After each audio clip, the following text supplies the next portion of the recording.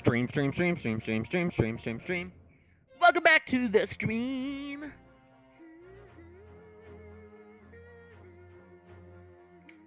It's been 2 months since I finished Case 3 of Great Ace Attorney 2, the second one. And I am feeling the itch again. I'm feeling the itch to beat. I've been on a kick lately of playing games that I've been on a kick lately of playing games that I bought a while ago and need to beat already.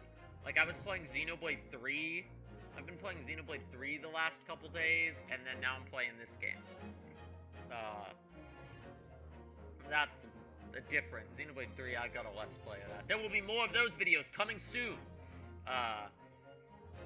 But yeah, I've been taking a break from Zelda and playing other games, working on finishing some other games that are in my backlog. So we're back. Let's go. Let's go. Okay. Let's go. Let's actually wait. Share the link.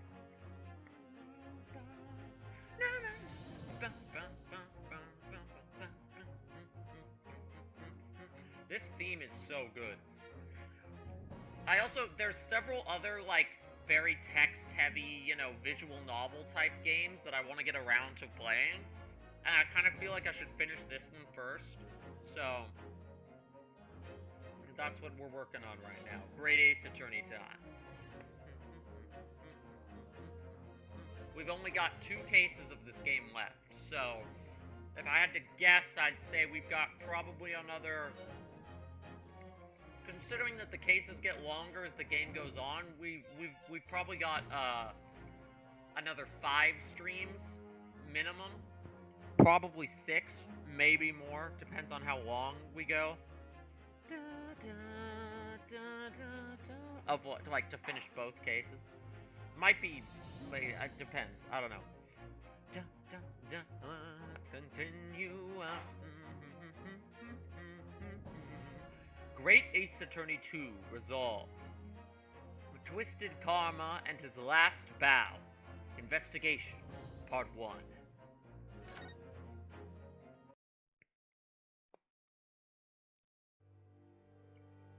It was indeed a most bizarre incident born of a curious advertisement and a commonplace killing at the edge of town.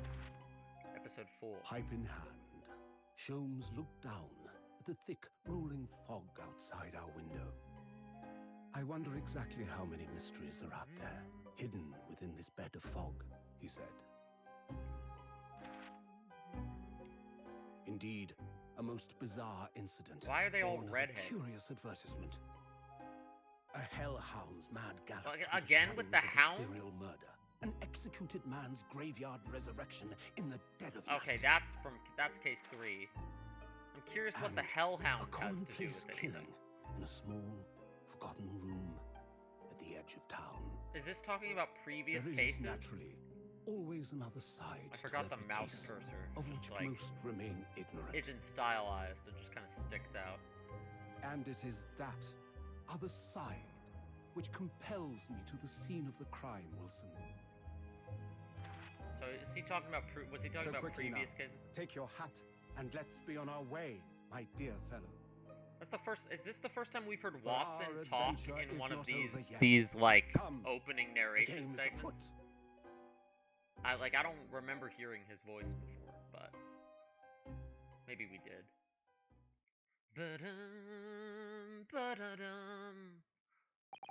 8 days after that earth-shattering trial and Kazuma regaining his memory, we were in the foyer of one of London's most luxurious hotels, the Great Waterloo Hotel. That's right, in the last stream, Kazuma regained his memory, and we learned that his father was the professor, this game's DL6 incident killer, that Von Zeeks has, some personal beef with. Wait. Okay, the case is called Twisted Karma and His Last Blow. Is this Von Karma? Karma as in Von Karma from the regular Ace Attorney series? Like, that's what I think of. I honestly I was conflating Von Zeeks and Von Karma in my head when I read that title for a second and was like, oh, this case is going to be about Von Zeeks, thinking he was Von. They have similar designs, but I mean, I don't know. We'll see. This could be interesting if it does have to do with Von Von comma. Oh, oh, oh. Just like pointing, like pog pointing image. Oh, is this? Oh, right, Professor Mikotoba. Her dad's coming to visit. That's right. Professor Mikotoba is due to arrive at any moment. Yes, I'm so glad we got here in time.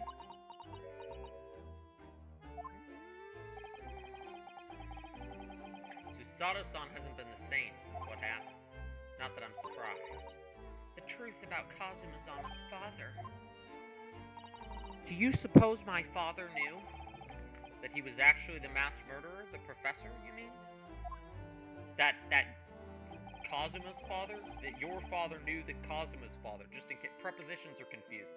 I should clarify. There's a good chance, I'd say. I mean, they did come here to London 16 years ago. Together, didn't they? Yes, that's true. Come to think of it, didn't you say that Professor Mikotoba knew about Kazuma going missing in Hong Kong as well? That's right, but for some reason he wasn't at liberty to talk to me about it. That probably means he knows. What secrets is Professor Mikotoba keeping? Ah, there she is!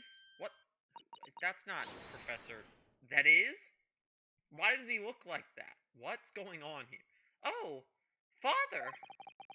Hello, Susato. How are you? Oh, wait. Oh, that's him. Right there. In like a... I'm not used to him wearing like American clothes. Or Western clothes. Yeah, we're in America, guys.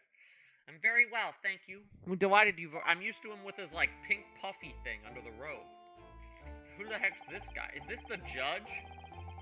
Is this the judge from, like, case... Is this his judge friend from case 1 of this game? Hello, Mr. Naruhodo. Very kind of you to take the trouble to meet us. Yeah, I have a different voice every time. This time I'm putting on my a slight British accent because we are in the great land of England. We've heard all about your extraordinary exploits here in London, you know. The news has crossed the seas. It has? I always look forward to reading the monthly reports that arrive with the steamships from Britain. Oh, I see. Well, thank you very much. Who is this man? Why do I feel as though I've seen... Is this the judge? Like, with a beard grown up? I take it from your expression that you can't quite place me. In that case, how about a little reminder, Sesshin? A firm tap should do it. Yes. Firm... Oh, it is the judge, isn't it? Here we go, then. I hereby pronounce the defendant, Ryunosuke Naruhodo, guilty. Ah! Ah! The judge exists outside of the courtroom? Vine boom. The court will now hear the trial of Ryunosuke Naruhodo.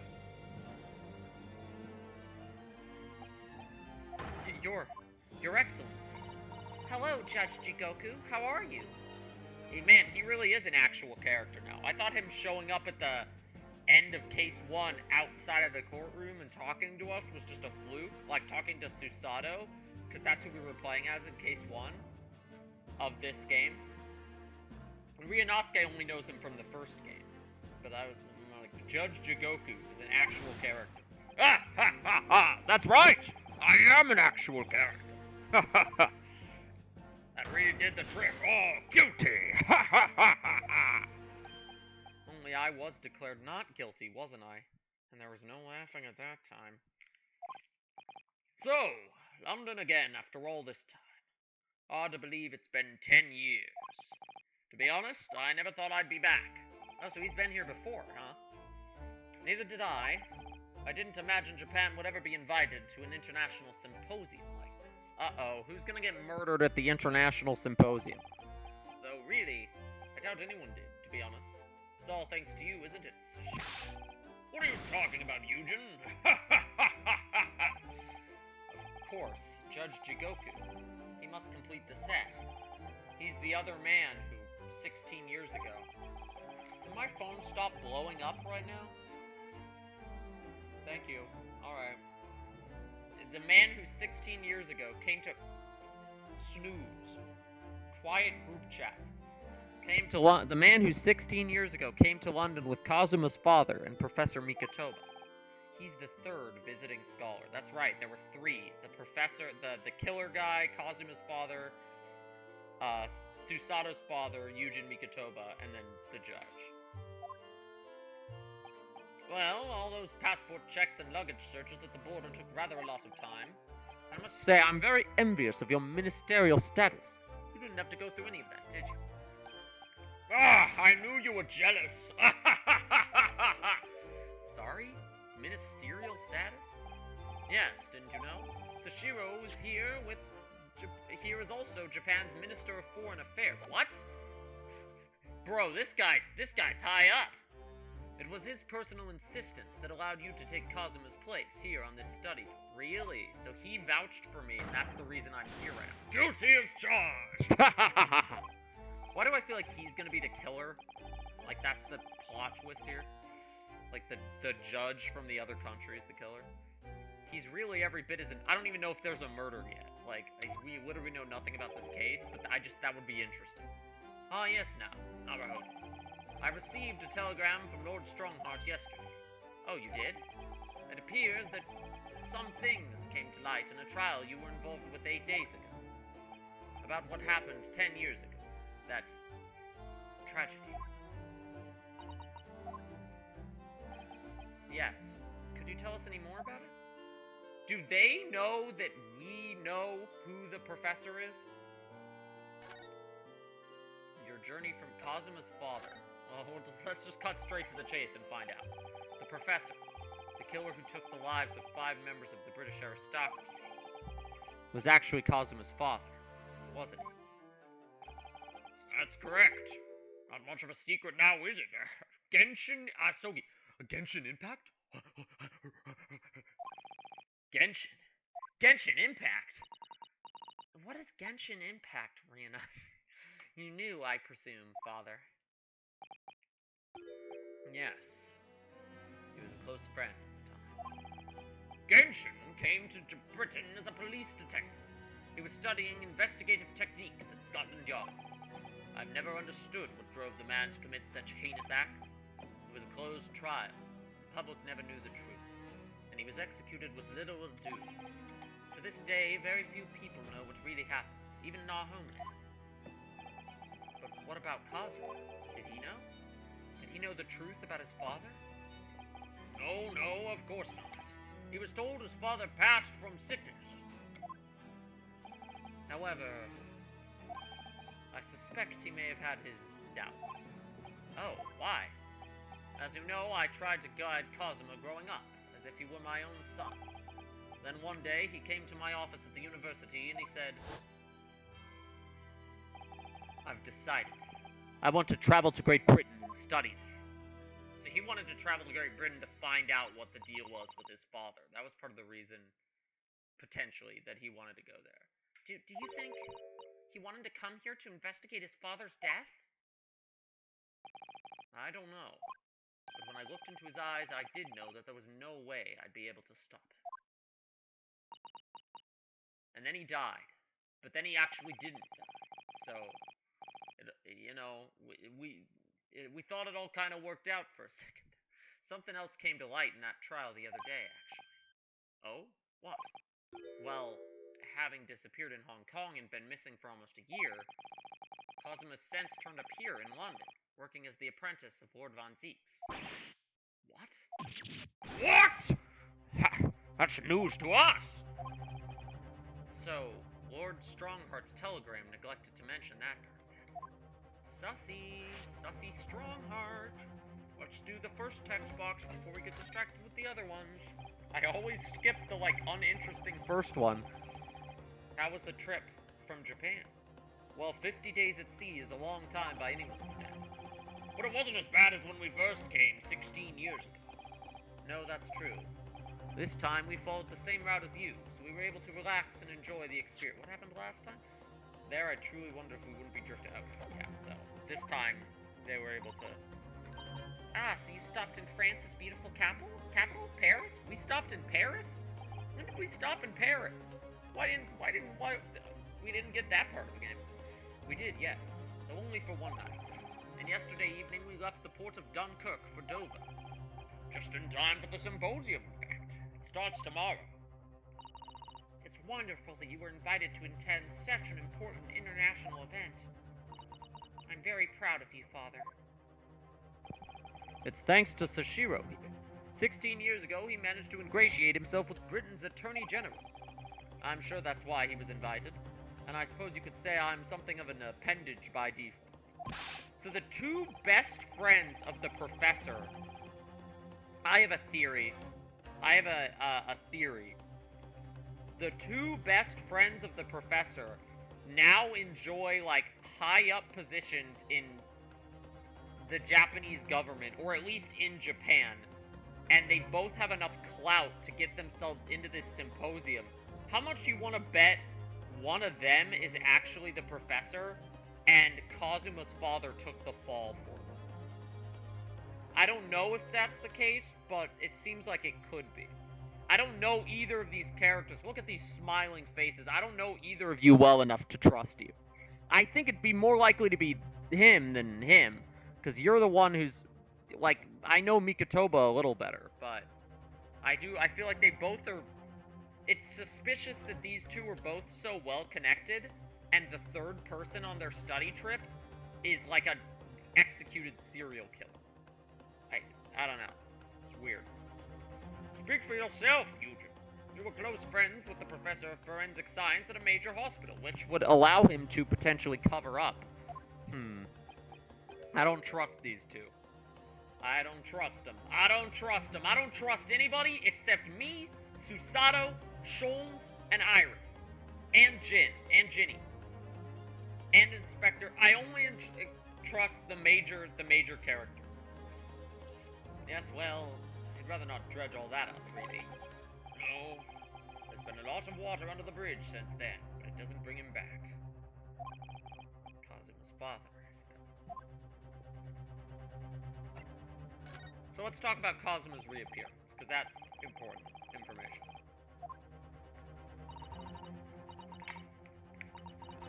Kazuma didn't die. He's alive, as you knew, didn't you, Father? Bro, what didn't he know? In actual fact, no.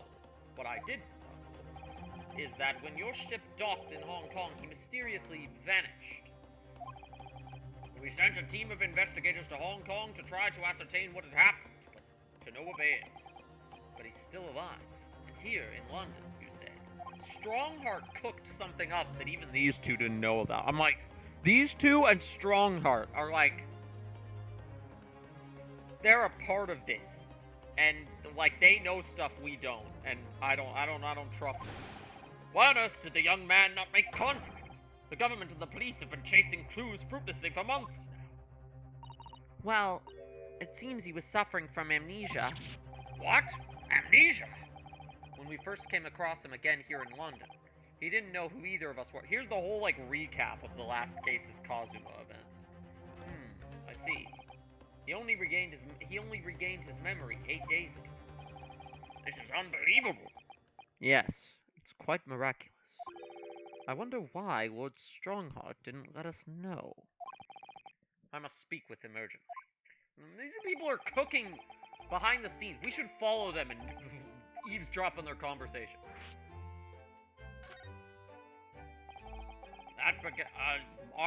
We're talking to them about... Yeah, let's talk about your guys' previous visit to Britain. Oh, that began 16 years ago now. It's a distant memory, really. It was Eugene here, Genshin Asogi, and myself. We were the original three.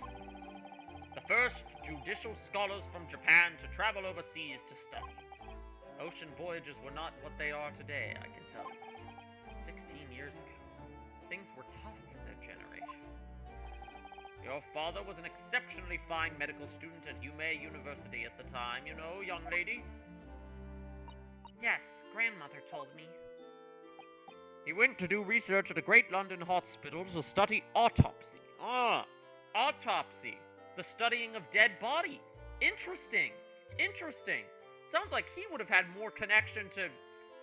Sounds like he would have had at least as much of a connection to, like, be easy access to murder people as Kazuma's father did. I'm not convinced Kazuma's father is the real professor. I'm sus of this. I'm sus of all of this right now. Yes, it was an eerie place, sandwiched between the back of a prison and a burial ground. What, the burial ground? Like where Kazuma was buried? Welcome back to Game Theory! Not more talk of graves. Very often, there's no one willing to deal with bodies following autopsy work. So you see, autopsy labs have something of an unavoidable relationship with graveyards and prisons. Not my cup of tea at all. Do you remember that Scottish prison governor? Kaiden, his name was? It was a good man. Okay, why is this guy being mentioned? We're gonna meet this guy in this case. Yes, but then of course, in our 6th year here, everything changed with that dreadful case. When Genshin was arrested for a series of the most gruesome murders.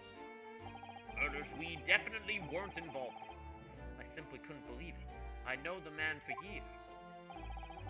I don't believe that their friend was just committing murders without them knowing, is the thing.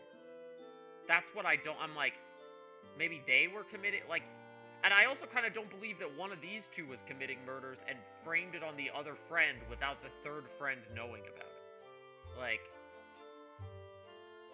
there's something sussy here. There's something sussy here. I was a witness at the secret hearing, and I tried to speak in his defense, but you went a little too far and ended up facing charges yourself, didn't you? What? Well, suffice to say that after that trial, we were all sent back to Japan. There was nothing more we could do to save Genshin. He was a lost cause, sadly. Sadly? He's a mass murderer. Did you guys not... I don't like them. I don't like them. I don't trust these two. At all. Well, if you'll excuse us now. Yes, I'd like to get this trunk up to my room as soon as possible. Like, what skeletons are these guys hiding in their closet? That's the vibe I get. It's like these two and Strongheart all feel like they're hiding skeletons in their closet. I'll call for the porter to get your bags. Just wait here. Susato-san's gone off at a run. I'd like to stay and talk more, but I do have various preparations to make. Yes, of course. It must be a big responsibility representing our entire country. I wish you the best of luck. Naruhodo. I hope you'll keep an eye on Susato. Keep looking after her, as you obviously have been. Oh no, Death flags? My death flags are going off. If anyone's looking after anyone, it's her looking after me. I do appreciate you being there for her. After all, I've been a miserable father to her. I've thoroughly let her down. Sorry? What do you mean?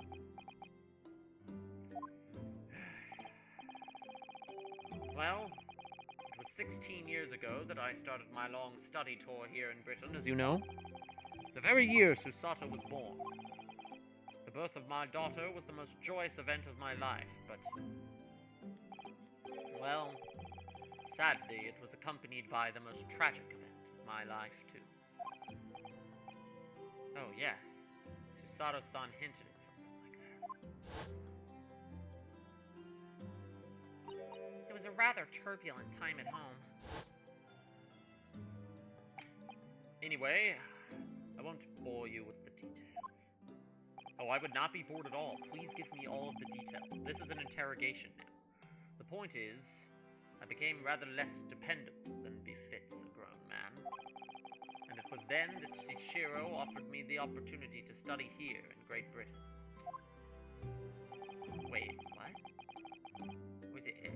I was too worried to leave you behind. I was too worried about you to leave you behind. Wait, so are we talking about after the professor? I thought the professor killing is what caused the turbulence at home.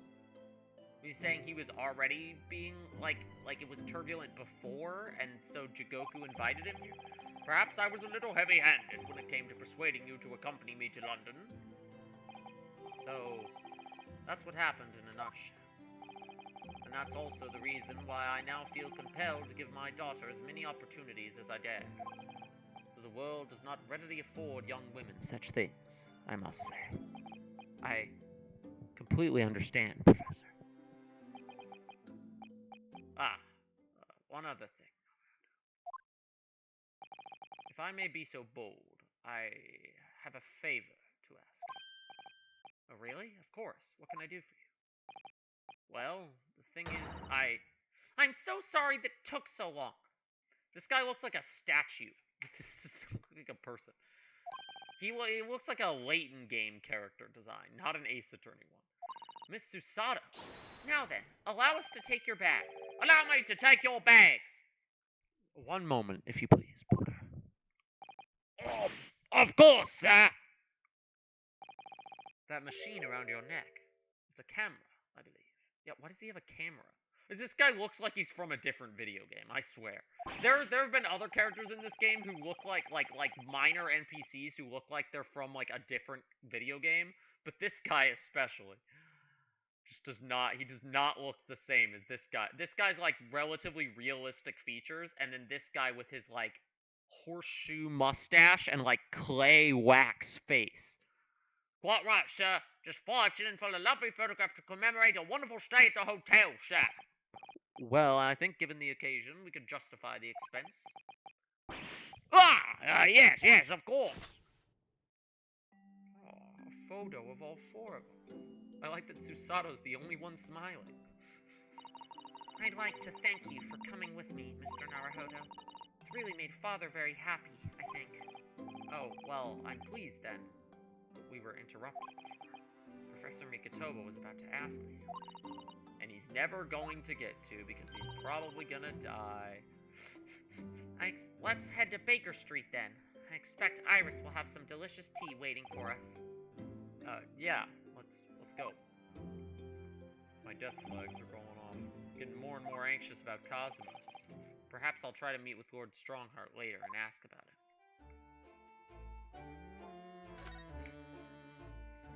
Is Mikotoba still here? No, he's not. I guess. Hopefully, we'll be able to talk to him later.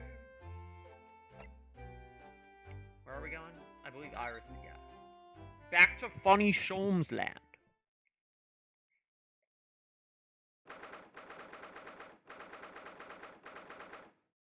1st November. Sholmes' suite. What the hell? What is this? Hold on. What? Ooh-wee. Okay. Ooh-wee. Ooh-wee. What was that? Those accented E's. A man screaming in a most unflattering way. Do you think it could have been Mr. Sholmes? Oh my, I do hope not. That sounded entirely too French. I don't do it anymore. Mon ami, mon ami. Okay, yeah. Stop this disgraceful display, huh? Oh no, these guys canonically have annoying voices. So here we go. Get ready. Who are these people? Look at their hair. It's bright red. Are they?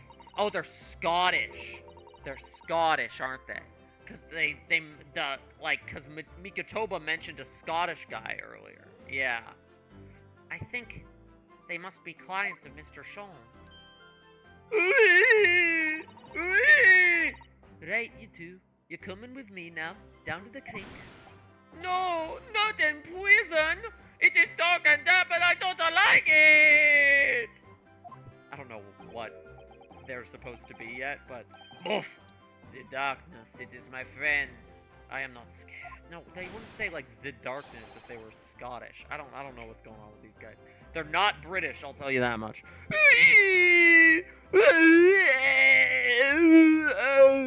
you are always scared of the dark.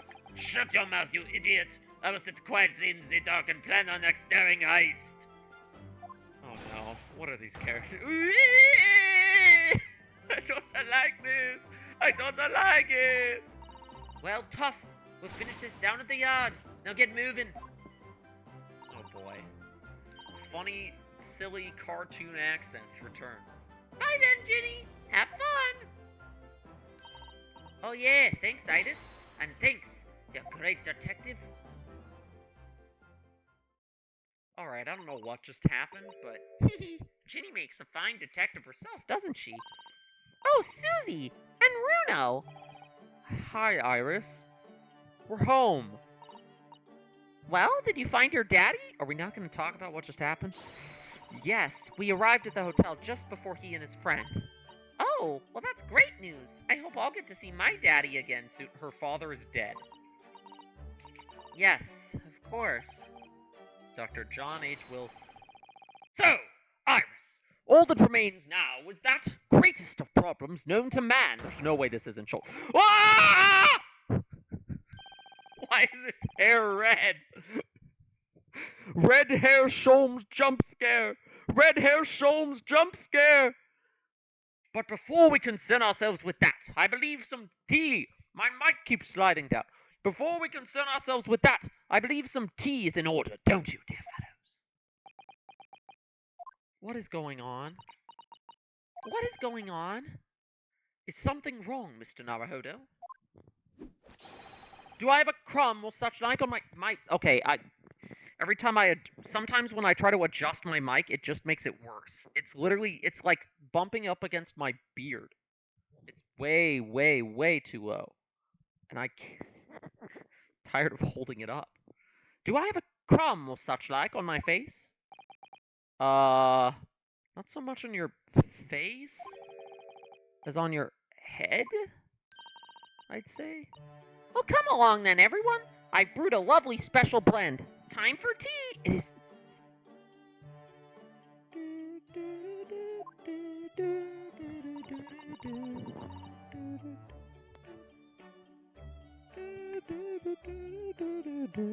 Whatever is going on here today?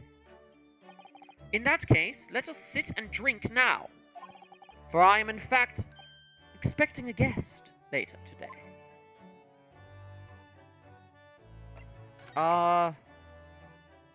Alright. None of these are the red hair, so we're just gonna start from the top. Mr. Sholmes, who were the two gentlemen that were here before? I'm hungry, pull my mic back and snack on pretzels. Oh, just a pair of petty criminals, nothing of significance. Of course, they have to make a living somehow. And when the mood takes me, I'm willing to turn a blind eye to all manner of infractions.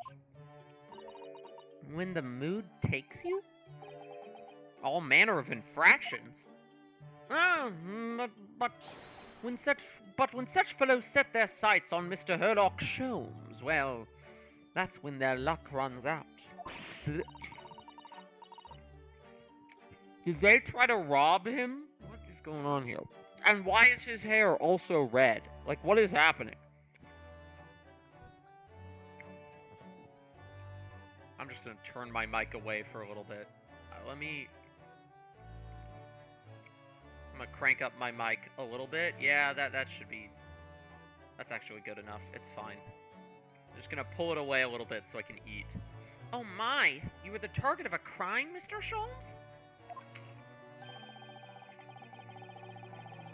But I quickly devised a plan to entrap them and deliver them to our young detective ally. You should have asked Gregsy to come too. Then I could have canonically eaten the pretzels. I did send word, but no answer was forthcoming. The man is consummately at the wrong place at the wrong time. There's a word for it, I'm sure. Aha! I have it! A bungler! That's the word. It's a good job he's not here to hear you say that. So those redheads had been up to no good. Redheads up to no good! Oh, I don't know, that just felt like a song lyric. I wonder what they did. Well, I guess, one of these is probably about what they did, I assume. What was that about the greatest of problems known to man that you mentioned before? Is it Another fiendishly intricate case, Mr. Sholmes? Hmm, how should I best explain it? Are you aware of the theory of evolution by natural selection, perchance? Uh, well, I mean, I think I've heard talk of it somewhere. Possibly. It's a revolutionary scientific theory that was newly proposed 40 years ago now. When the great Ace Attorney stops to explain evolution to the player. According to its author, Mr. Darwin, we humans were once apes who lived in the treetops. Wait, what? We were apes? Monkey? Return to monkey? Indeed, and from the very moment those apes descended from the canopy to live as humans, it has been our lot to be at the mercy of the greatest problem known to man. Alright, what is this great problem, Mr. Sholmes? Why, is it not obvious, my dear madam? The problem of rent! That was not at all what I expected. Well, since humans stopped being apes, we've had to deal with the problem of rent. Yeah, okay. But did you not receive a rather large sum of money from Madame Two-Spells only the other day? Pshaw! A large sum? One potted herb for Iris and a new motor car for me later, and all of it has quite disappeared, I assure you. Uh-oh. Sholmes is bad with money. Honestly, Hurley, you know you squandered it. Yes, well, anyway, 2 days ago, I discovered the answer to man's greatest problem. For the coming month, at least. And what was the answer? Why, there is a substantial clue before your very eyes. The red hair? Is it a... What are these... There's these little lines here. Is it a wig? What is going on? What is he up to today? Last case he was like pretending to be a wax figure at the wax museum. I'm like, he increasingly is getting himself involved in like strange nonsense tasks that aren't related to the case until suddenly they are. Humans are sorry creatures, unable to see what is in front of their noses. Let me give you some assistance. Don't look, but observe me very closely. There is one particular feature about my person that has changed. You should notice it in the end, I think. In the end? It's been stabbing me in both eyes right from the very beginning of our conversation.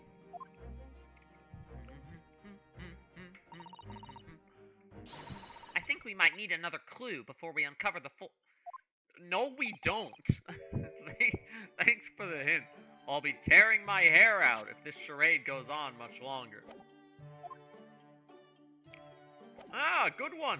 Sharing the hair. That's funny. Now click on the third text box, please. Mr. Sholmes, isn't it about time you told us the truth? Just over a week ago, you said to us, I will now tell you something of the first importance, my dear fellow. Great detectives are wont to lie. It will serve you well to remember that. That's right, he did tell me that.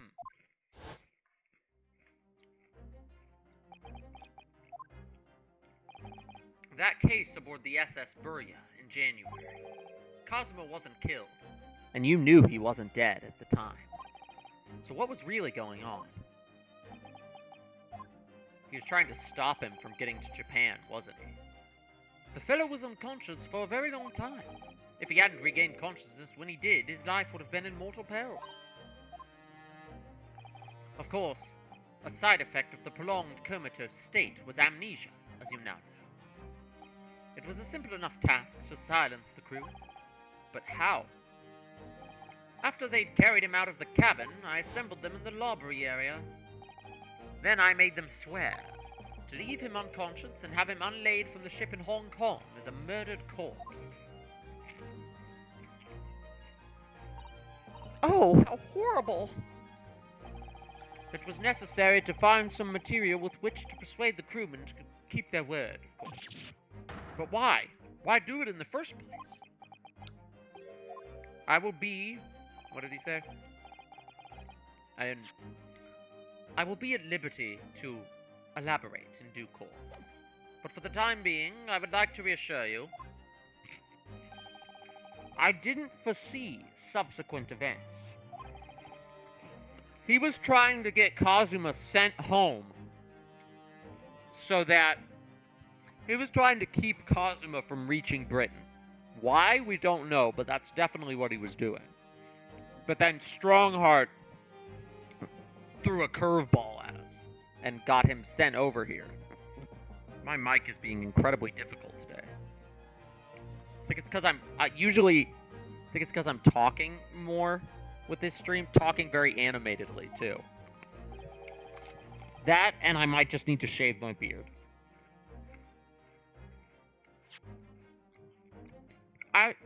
I will be at liberty to elaborate in due course, but for the time being, I would like to reassure you, I didn't foresee subsequent events. What events? His disappearance in Hong Kong. Oh! I believe I may have made a gross error of judgment. Mr. Sholmes. Now, can we talk about my red hair, please? That was the thing I was leading you to, and then you started talking about Kazuma. Can we talk about the red hair now? Why can't I talk to him about the red hair? What's going on?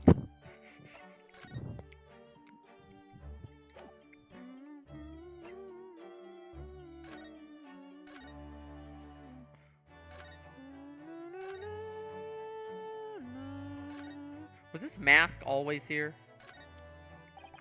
The mask Kazuma wore when he was assigned to Lord Von Zeeks as his apprentice. Oh, so that is new. When he cast it aside after the trial the other day, I just sort of picked it up. We ought to give it back to him, I suppose. But he has his memory back now, doesn't he? He doesn't need a mask anymore. Can't help feeling he might turn around and tell me coldly to wear it myself. But isn't he your best friend? Okay, what? I want to talk about the red hair. What's going on here? Why can't... The greatest problem of Rent, yeah. Can we just be like, your hair is red now? Why is he being, like... Why is he being more coy with us about the red hair than he is about the information about the Kazuma death faking? Yeah, I know there's a substantial clue before my very eyes, dude. Your hair is red now. Why am I not unlocking any new text boxes? Do I have to go somewhere else? What's going on here?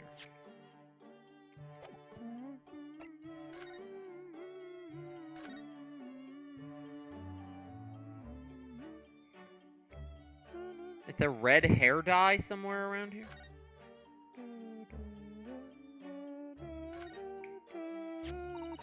This looks like last week, or a clue in the newspaper, maybe. What's that article circled in red ink there? It's in an advertisement column. It says, to the Red-Headed League. The what? The what? I don't know. I've never heard of it before, but... Is something on my face? Clearly, this has something to do with that lively hair. The Red-Headed League article has been entered into... Okay, so I have to present him the article. This is so stupid. I love it. Hey, Sholmes! Who circled this advertisement in the paper? To the Red-Headed League. Does that strike you in some way? I was thinking that just maybe it might be related to your bright red hair.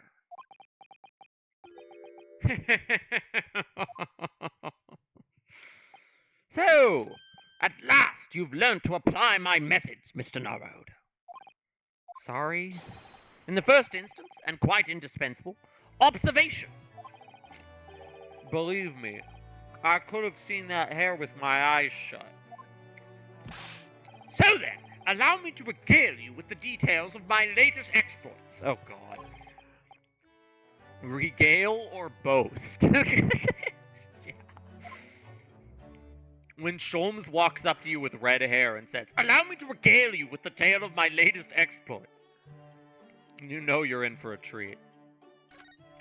You know you're in for a time. Something funny's about to happen.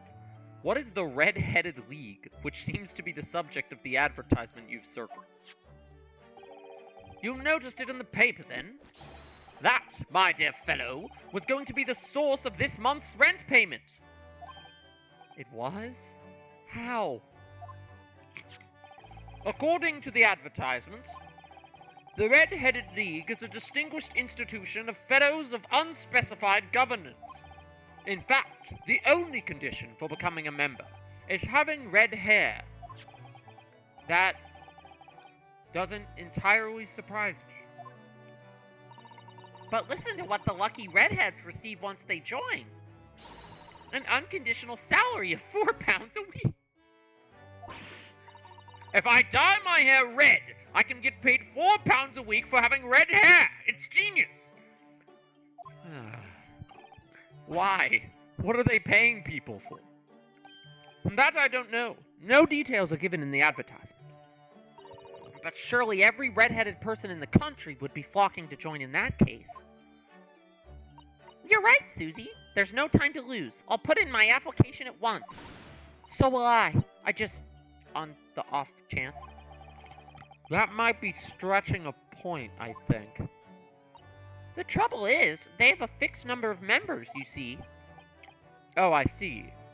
So, once a certain number... Why does this exist? As luck would have it, one member recently passed away.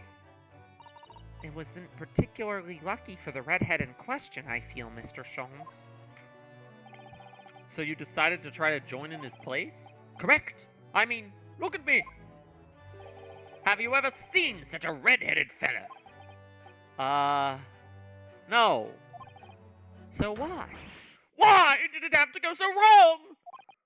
What on earth? And I thought what he was doing last case was stupid. A blunder, Mr. Naruhodo, though it pains me to admit it. Your blunder. What did you actually do to your hair, Mr. Sholmes? I'm glad you asked, Miss Susato. What you see atop my head is neither dyed nor a hairpiece. Then what did he do? I changed the color of my hair overnight by the wonders of chemistry. It looks like dye. You could have just dyed it. What do you mean, chemistry? I was conducting some research into a method of rejuvenating spent tea leaves.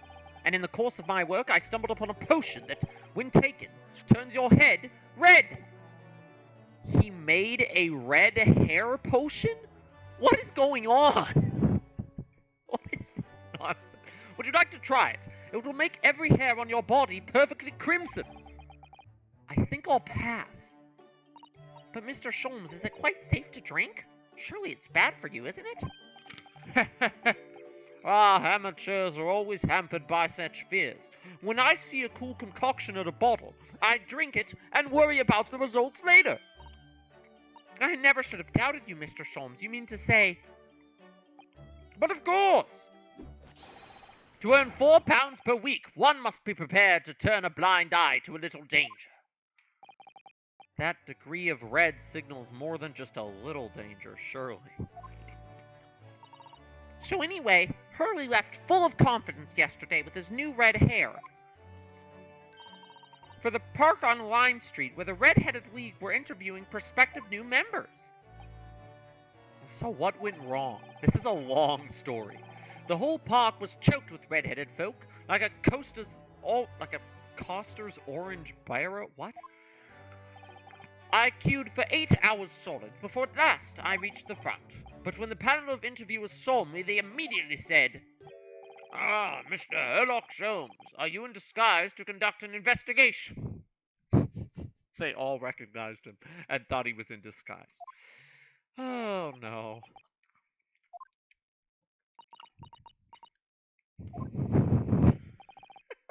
So naturally, I had no choice but to reply, "Shh! Don't give me away!" After which, I could do little else but turn and leave. What is he doing? Then this morning, when I looked in the mirror, irritation stirred within me. So I turned that pair into the police. What? What? What? Oh dear, what a disaster for Hurley and those two redheads. What did they do? What did they do? What is what is going on? What are you cooking? Do not let him cook. Mr. Sholmes, you mentioned before that you were expecting a guest today? Indeed, Miss Susato, that is correct. Not another of those red-headed gentlemen that were here before. Not at all. They were petty villains. The guest I am expecting is a client. Great. Really buried the lead on that one. A young gentlewoman who wishes to appoint the services of this great detective, no less. Oh, how wonderful, Mr. Sholmes. You must stay and observe the fashion in which a great detective receives his customer.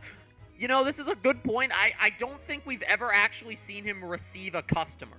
Like, we've seen him work. We've never seen him, like, take on a paying customer. Must we? I have you in my clutches now, Wrench! Just as I have you in my clutches, redheads! What?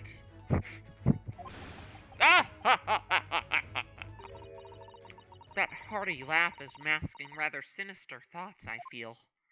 I was giving a bit of an evil laugh vibe that time. Is the client also the landlord? Like, what is he talking about? You know the lady isn't due for another hour yet. Don't feel as though you must wait around if you have other things to do. Great. We'll be back later. Let's go talk to Strongheart. What? Sholmes is particularly insane today.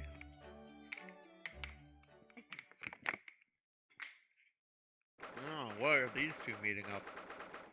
I like that seemingly anyone can just walk into Strongheart's office whenever they want. Here's the final draft of the opening address for tomorrow's proceedings. I've supplemented your original with the figures you asked for from the yard. I see. Excellent work. Thank you. You're welcome, my lord. What's Lord Von Zeke's doing here? My, there seems to be an awful lot of tension in the air, wouldn't you say? I mean, that's just kind of the aura that Von Zeke's brings with him. We really don't need any more tension now. My apologies. I didn't notice you come in. Your small stature and dark dress make you all but invisible to me. Oh, no, it's entirely my fault for wearing black, I'm sure. From now on, you must dress in white from head to toe whenever you come here. What? Now then, Mr. Naruhodo. Yes, my lord? I'm right here. Yeah, I know you're playing melatonin. Stop showing me this. Kill me now. Why isn't he saying anything? Is something wrong? Perhaps it's a little too hot in here. Oh, no, not at all. I mean, I've never experienced a room at such a perfect temperature. What do you want, Mr. Naruhodo? As you're no doubt aware, my International Forensic Science Symposium begins tomorrow. In fact, your father arrived in London earlier today, I hear, madam. Oh, yes, that's right, my lord. He's extremely honored to have been invited. I'll leave the remaining preparations for the meeting room in your capable hands, then, Lord Francis. I will attend at once. That look at me before he left, that smoldering look. He gave you a very cold stare as he left, didn't he? I know. I haven't done anything. Have I? These past few days, my feet have barely touched the ground, I must say. My dedicated right hand of many years was recently put out of action in spectacular fashion. Oh, I'm sorry to hear that. Is your left hand still of service? Mr. Naruhodo, he's talking about Dr. Scythe. Ah, of course. I'm terribly sorry about that. I was just, fear not. You've done nothing wrong. Dr. Scythe's own wrongdoing precipitated the situation. You needn't concern yourself with it any further. That would be a lot easier if it weren't for the piercing stare you're giving me. Lord Von Zeeks is doing an admirable job of holding the fort, though disturbingly, his apprentice has been missing since yesterday. Oh, missing. Interesting. What's become of Kazuma-sama now?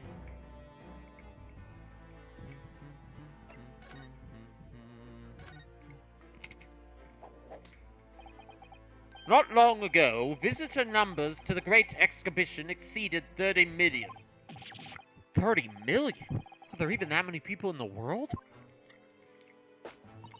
As a comparison, Mr. Naruhodo, the population of the imperial capital Tokyo is 2 million. I will be opening the International Forensic Science Symposium in the exhibition's main auditorium. This event has been 2 years in the making. 2 years of preparations and negotiations with other countries.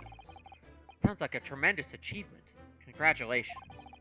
The 20th century will see the wholesale adoption of forensic investigation techniques, and cooperation between policing organizations around the globe will be essential.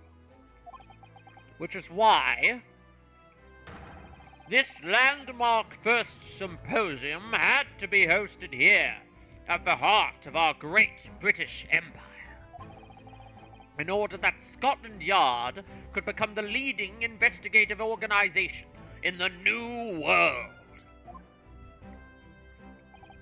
He's the same as ever, I see. That passion of his is quite something. You're every bit as passionate in your own way, I'm sure, Mr. Naruhodo. I'm the only person in this country who truly cares about a future that embraces forensic science. It was my intention to become Her Majesty's Attorney General and reform the Yard from the ground up. So the disgrace of the forensic investigation team has been a bitter blow to my ambitions. The team that we caught conspiring to hide a murder. Yeah. I know, he's mad at us. What else is new? I first established the forensic investigation team a year ago. Experimentally, to start with. With Dr. Scythe at the helm, it was steadily accruing an impressive record of achievement. I was on the verge of changing its name and elevating its status to a full-blown forensic investigation department. And can you not do that now? Obviously not. Nobody wants to hear anything about it at the moment. Even I can't keep this story out of the papers. 6 million Londoners will be cursing forensic science now. This incident will set back our country's advancement in the field by a good 10 years, I'd say. Unintended repercussions of our trial. Last time on the stream. We simply couldn't have overlooked what had happened, though. Of course not. We should all be grateful to you both. Anyway, I'll still reform this country's policing when I become Attorney General. This might delay my plans, but it won't alter them. Nothing will stand in my way. Alright, so when's this guy gonna kill somebody because they stood in his way? Yeah, this guy's the most obvious, like, he's so suspicious. About Lord Von Zeeks' appearance. Ah yes, that came to a surprise to me, I must say. That you and he are old friends. How did he become an apprentice to... Oh, Lord Von Zeke's apprentice, not appearance. I can't read, guys. How did he become an apprentice to Lord Von Zeke's in the first place? It came about 3 months ago. An unidentified Asian man was apprehended by border police. They found him hiding aboard a large goods vessel. Oh my, so he stowed away to get here? Without his memory, but he still came here? He had no papers to identify him, no passport, and he was suffering from amnesia too. Other than the fact that he was clearly of Eastern descent, there were no clues as to who he was. So I decided to assign him to Lord Von Zeke's. That way, I could keep an eye on him. So a mysterious, unidentified Asian man with amnesia enters your country and you decide to make him the assistant of your top prosecutor? I do not believe I don't believe for one single second that he didn't know who it was. Not one single second. He definitely knew it was Kazuma and was like, I'll assign him to Lord Von Zeke's and like cook up some, so like keep an eye on him. I need to keep an eye on him because he's Kazuma. Like, if he really didn't know who this guy was, like they would just like deport him, like send him back to Japan or something. Totally, this is what I don't believe at all. Why the mask? Yeah, like what? You're hiding his face? Why? I mean, I guess racism is the easy excuse, but I don't. He knew what he was. Strongheart knew. He knows what he's cooking. I didn't want to burden Lord Von Zeke's with tiresome explanations about why he had an Eastern apprentice. Yeah, and you gave an Eastern apprentice to, like, Lord Von Zeke's who was, like, against Easterners. Like, you're cooking some nonsense. He's proving to be a great help to Lord Von Zeke's. I have high hopes for his future. By the way, do you know where he's gone? No idea, but I believe he's left London for the time being. Oh. I take it you also didn't know that the man's father was one of our country's most infamous criminals, I mean. Genshin Asogi. Okay, you know what I believe even less than the idea that you didn't know that the mysterious amnesia man was Kazuma? The idea that you didn't know Kazuma's father was the professor. You definitely, I don't. What we learned from that trial 8 days ago was a huge shock. Finding out my friend's father was... Ah, yes. Genshin Asogi. They're gonna say that name a lot in this case, aren't they? The professor case 10 years ago caused a great stir here in Britain. They were such awful murders and unprecedented. Using a ferocious dog as a okay, this is something we haven't really touched on that I keep forgetting is lore until it comes up again. He used a dog to kill people? Where's the dog? Like, what is that about?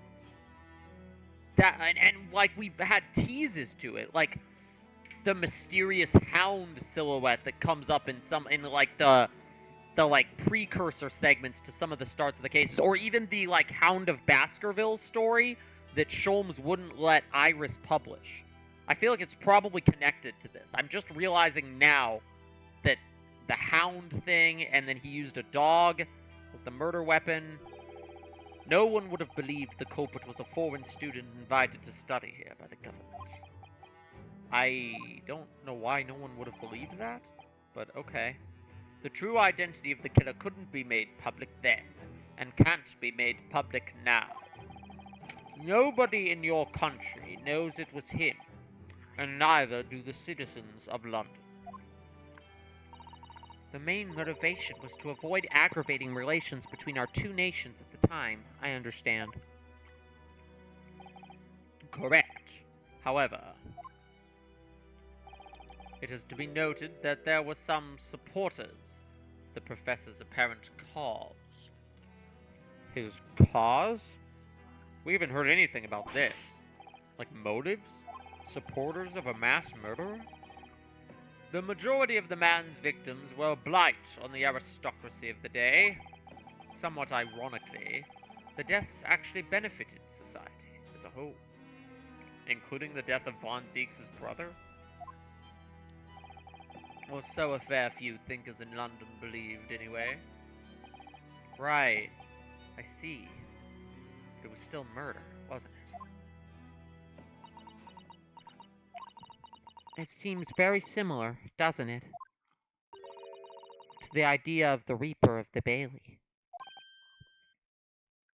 And to every case we've played in these two games where the killer was killing somebody more morally bankrupt than themselves. You know, the whole McGilded scenario. That's definitely a theme of this game, is like bad people, like very like complex morality of like killers and victims.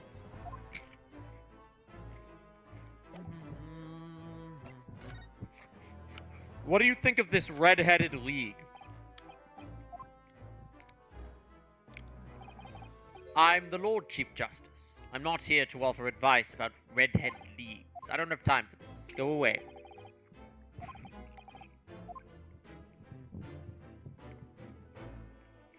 Oops, I didn't mean to press that.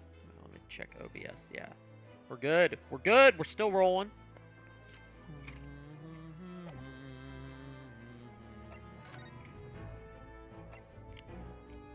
Should we go back to Sholmes now? Yeah. Ding-a-ling-a-ling! Ding-a-ling-a-ling! Aha! Here is my guest now. My latest client, with money to spend. Oh, I do hope it's an exciting case, Hurley. Remember, Iris, we are at present grappled with the greatest problem known to man. I must be willing to accept any case, no matter how unstimulating. Save locating a runaway, of course. What? Why is that a specific, like, thing? I don't... Okay. I'm afraid that Hurley can lack a little tact, especially just before the rent is due. Thwack. What? I've seen you before. Weren't you on the jury in the last case? They definitely reuse character models a lot. Like, I'm pretty sure the porter from the hotel that looked like a wax figure was also a juror in a different case. Like, 90% of the jury is like reused models from other parts of the game. Because, I guess, like, reused characters. Mr. Sholmes! Mr. Herlock Sholmes! Somehow in a city of 1 million people, we interact with the same probably like 50 over the course of the 2 games. Please, oh please! Please find my husband! He's run away! Right after he said he didn't want to locate runaways. Yeah, saw that coming. To upset me? I beg your pardon? Never mind. A personal matter. My apologies. What exactly are you trying to say, Mr. Naruhodo? Wait, what? What did I say? I didn't say anything. I didn't say anything. What are you talking about? What? Sholmes? Are you okay? I didn't say a word. Come, my dear madam, be seated. Iris, some tea, if you please.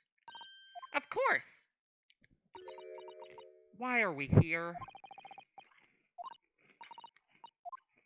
That gentlewoman. I feel sure I've seen her somewhere before. Yeah, she was on the jury for a case. I don't know. As I explained earlier, my name is Evie Vigil. E-V-I-L! Evil. This is like just evil with extra steps. I implore you to take the case, sir. Money is no object. Simply name your figure.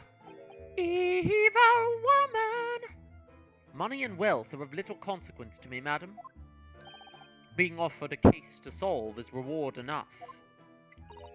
Oh, Mr. Sholmes, you are the picture of benevolence. Was your hair always red?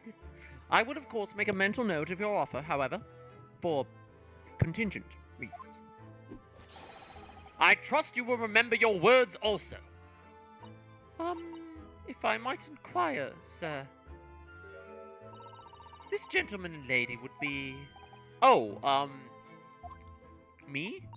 What I'm about to tell you, I should like to communicate in the strictest confidence, you understand? Ah, these are my friends. I assure you, you may say before this pair anything which you may say to me. Ah, I see. I can vouch for the gentleman personally. After all, he's hard of hearing. Why did I ever get my hopes up?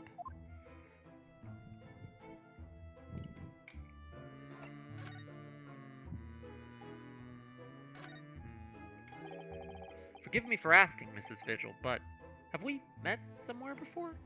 Quite recently, perhaps? Oh my! Pshaw, my dear fellow, what is your intention? Clearly you have no ability to differentiate the facial features of the English. If you wish to invite the lady to tea, you must do so in a more gentlemanly fashion. Is it possible that you're the nice young lawyer from the trial I attended last week? Ah, I knew I recognized her. Sholmes. To have a man's fate in the palm of one's hand. Oh gosh, oh golly, it sends shivers down my spine. I didn't quite recognize her because she's acting so differently now. Is she? It must be very difficult for you as a lawyer, being hard of hearing, I mean. Pardon? Oh dear, I'm so sorry. Don't worry if you can't hear. It was frippery, really nothing more. Now look what you've started, Mr. Sholmes. Thank you very much. I believe it would be prudent for you to sit quietly in the corner. Yes, got it. Why am I here to begin with? To tell us about your husband, madam. Mr. Vigil, my daily vigil and Evie Vigil. I don't know what the pun is here. Well, 40 years of age. I have a photograph here. I'm cricking my neck forward again, as I always do when I play this game. An entirely unremarkable gentleman. By appearance, at least. How long have you been married? It will be 15 years this year. We have a cordial relationship, and my husband's income is more than adequate, so we live quite comfortably. As it would appear. I need only look at you to know these things. Oh, gosh! You can tell I'm rich from just looking. Your dress is the latest style, your hat clearly regularly groomed, and your eyes are animated. In short, you have no inkling as to why your husband might have disappeared, correct? That's right. He's a kind man with a strong sense of loyalty, and he rather dotes on me. Which would point to the possibility that he's become embroiled in some incident or other. Oh, that is exactly what I fear must have happened, Mr. Sholmes. I'm quite beside myself. My husband's employment is somewhat unusual, you see. What if he's incurred some miscreant's ill will? What exactly is your husband's line of work? He's a warder at the prison. A guard? That is somewhat unusual. How does he make enough money from that for them to be rich? Prison warder. Is it just me or did the game just get way quieter? I think I bumped my headset volume slider, which is separate from the computer's volume. So your husband is a prison warder. That's right, yes. Well, in actual fact, he's the chief warder. Oh, he's the prison... But not warden. Warder. That's different, right? Indeed. I see.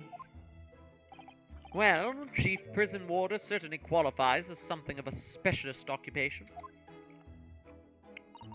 Yes, it does indeed. My poor husband must prepare those dreadful punishments and see that they're carried out. Dreadful punishments? Does she mean capital punishments? And at such times he must occasionally spend a night or two in the prison dormitory. But for that extra responsibility he is remunerated more handsomely than the other warders. So that's how he makes his money. Of course, we make no mention of my husband's work to the neighbors. Yes, I believe your prudence is justified. Tell me, at what prison is your husband engaged? Barclay Prison, Mr. Sholmes. Really? Barclay? Oh, a fine establishment. If I'm not mistaken, there is a large cemetery just behind it. That's where I've heard Barclay before. It's the prison that's right next to the cemetery where the professor... It's all connected. This case is connected to the professor thing again. Lowgate Cemetery, yeah. No. Lowgate Cemetery. The very place we were discussing in court. That's unbelievable. Unbelievable, my dear fellow, and yet undeniable. Was I thinking out loud again? Sorry, Mr. Sholmes, I'm afraid you've lost me. Ah, pay no heed, madam, pay no heed. A private matter. No, he wasn't. He wasn't. I didn't think out loud. We're just on the same brain wavelength. He noticed it too. Her husband disappeared from the prison near the bound. So, to the matter of your husband's disappearance. When did you realize he was missing? Oh, please try not to laugh. It was yesterday. I'm sorry? Yesterday. That really is recent. Laughably so. The truth is, my husband does at times have occasion to spend the night away for his work. It's not at all out of the ordinary for him to return home at night, but this is different. For him to not make any contact for a whole day. That has certainly never happened before. Oh, my dear Daly, whatever can have happened? My dear Mrs. Vigil, please, calm yourself. Now then, have you contacted the police? Why, naturally. But sadly, they refuse to listen to my pleas as my husband has only been missing for one day. Yeah, that's what I expected. I was asked to wait patiently at home. In truth, Mrs. Vigil, I concur with the police. However, let us not be hasty. I do have bills to pay. I see no reason why we should not engage my deductive powers to track your husband down anyway. Oh, thank you, Mr. Sholmes. And furthermore, let me assure you, a chance to solve the greatest problem known to man for another month has no bearing on my decision. I seek only to put a sweet smile on another Londoner's face. That's really all there is to it. You have my eternal gratitude.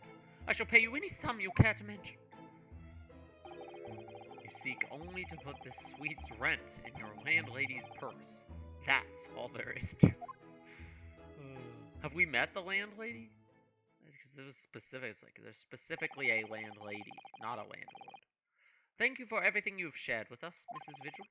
I believe I have all the information I need to begin my investigation. Oh, please report to me soon with good news, sir. Fear not, madam. In a day or two, I shall be contacting you with a heartening report, I'm quite sure. So soon? Oh, how splendid, Mr. Sholmes. Good news should be delivered early, I always say. If you would be so kind as to leave the photograph of your husband in my possession. The photograph of Mr. Vigil has been entered into the court record. Thank you. Now, allow me to show you the door. I can't thank you enough, Mr. Sholmes. You've been simply marvelous. Why are you looking right at me? Goodbye. You know, I think it every time, Hurley. But how do you come out with such nonsense? Good news in a day or two, are you sure? I can't be sure, of course, but then I didn't swear on it. I merely gave the good woman some hope. I hope to be able to give her good news, one might say.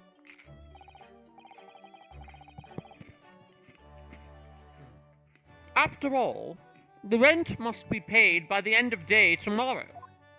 So I kinda need to figure it out before then. We shall be mutually relieved. Wouldn't you agree, Mr. Naruhodo?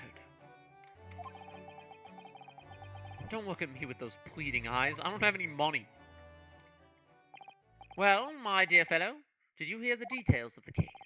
Yes, my hearing is surprisingly good, actually. Excellent! And what did you make of it? Well, I was surprised to learn where her husband worked. At Barclay Prison, I mean.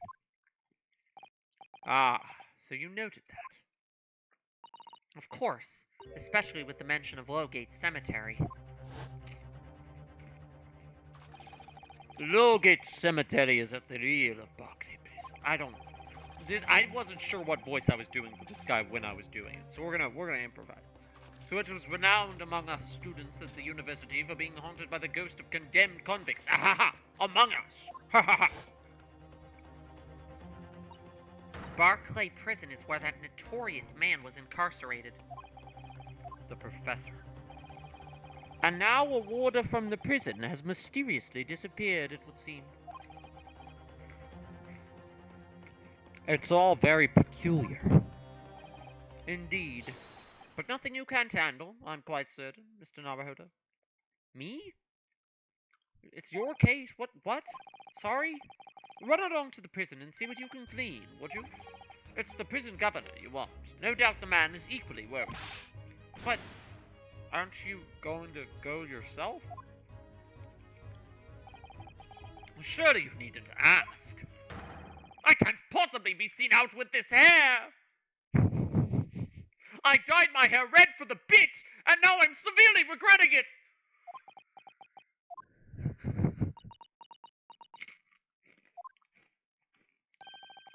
But didn't you go to Lime Street with that hair? That was quite a different matter. So I leave it in your capable hands. That time I thought I was going to make money off of it. Now it's just red for no reason. If you'll excuse me, I'm rather busy. I need to cook up a potion that can unred my hair. I don't know how I'm going to do that, but we'll figure it out.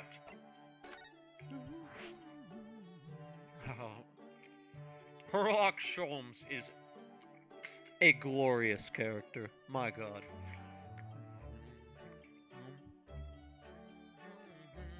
The prison governor's office.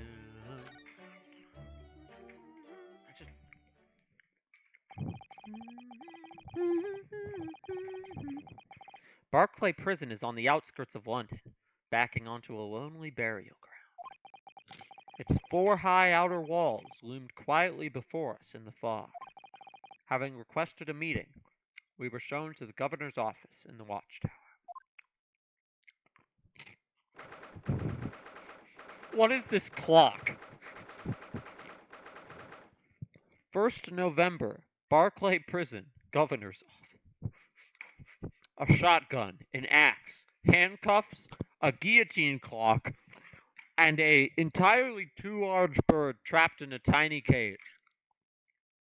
The jokes are real subtle here. Oh God, what? This place is full of hardened criminals. I can never remember the last time a civilian was down here. And you didn't want to talk to an inmate, but to me. What is this guy? Look at this chiseled. Do you know who I am? I'm the governor, Buddy Caden. Oh, Caden, that's the Scottish guy Stronghorn mentioned earlier. Okay, so this is a Scottish dialect. All right, dialect accents practice time. Let's go. Oh, yes, it's a pleasure. I'm Ryunosuke Naruhodo, defense lawyer. And an Easterner, I see. Does that mean?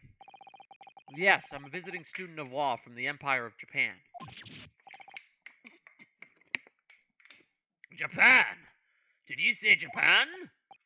I don't know what the Scottish. This is gonna be rough, guys. Well, there's no any of your kind here, laddie. Maybe you should try the prison next door, eh? Yay, racism. Anyway, we came to ask you some questions about. I don't like to be so direct, but I have no intention of speaking with the likes of you suspicious looking Easterners. Now get out of my hair! So as soon as he finds out we're from Japan, he reacts like, yeah, interesting that, like, is it specifically a Japan thing or just a Asian thing? Because we specified we were from Japan and then he started getting hostile. I think it's because of the professor case. No one is racist unless they're involved with the professor case, Mr. Naruhodo. 10 years ago, Genshin Asogi, also known as the Professor, was incarcerated at this prison. And then, after his execution, he re-emerged from his grave in the cemetery behind the prison. Excuse me. I might have known. You're sniffing around about that case, aren't you? You're agents, eh? Part of the Professor's great web. No, not at all. We'll just get going with you before I punch your lights out. Clearly the ghost of that killer still haunts this place. We're not gonna get anywhere here. Unless we can somehow prove to this man that there's nothing suspicious about us. Governor Caden? What are you thinking, Mrs. Sato? I feel sure that name came... Yeah, Mikotoba was talking about. Maybe we just say we're... Maybe she could just say she's Mikotoba's daughter and we can... I don't know. Or maybe we have to go talk to her dad and see... Yeah. Hey, Mr. Mikotoba, how you doing? That's Professor Mikotoba over there. Hello, you two. I was just taking a moment to catch up on the world now that I'm unpacked. But where's Judge Jigoku? Yes, he's not the relaxing sort. He's taken himself off to pay his respects to all the legal bigwigs. Having only just arrived in the country today? Goodness, he is full of energy. Professor, you mentioned something before about how you'd known the prison governor at Barclay Prison? Oh! Governor Caden, you mean? So it is the same man. Father, we must speak with the governor. But he refused to talk to us. He said we were suspicious Easterners. Well, I'm sure if I accompanied you, it would be a very different story. Oh, would you? That would be wonderful if you have time now. Sadly, as you can see, I'm very busy at the moment. Busy drinking coffee on a comfortable settee? No, I have rather a lot to prepare for tomorrow, you know. Oh, sorry? I didn't say that out loud, did I? You Mikotobas are alarmingly good at reading people's thoughts.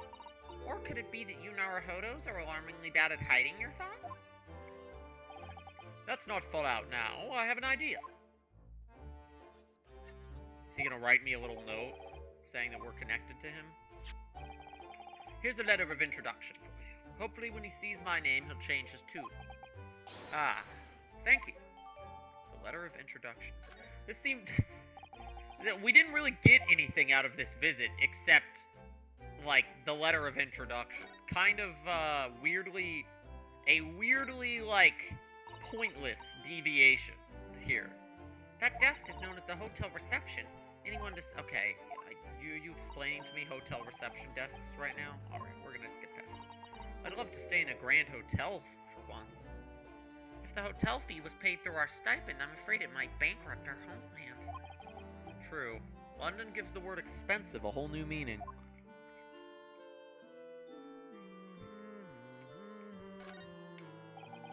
Look at those cases just left there on the trolley. Aren't they worried about thieves? I know I am. Haven't you seen the porter over there? Don't worry, he's obviously keeping an eye on everything. Okay, alright. Why did the porter give me such a scathing look just now? Well, some might say you look a little suspicious with those chip... Racism! Racism! What are you reading about? Mikotoba, we should leave him alone. He needs a little peace and quiet now. I was just about to think that. It's one thing reading my thoughts, but at least let me have them first. Oh dear. Perhaps my brain works too quickly. Alright. So that was a very pointless little excursion of a visit. We literally just got a note for the prison governor and then came back. Like, very cool. Very, very necessary for the game.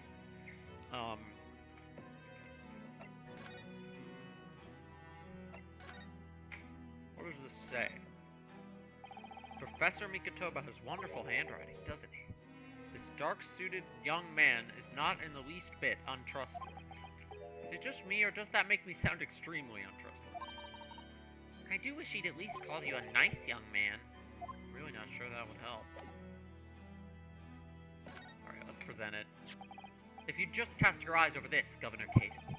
What's this then? You cannot pull the wool over my eyes, you good-for-nothing Japanese student! Mikotoba?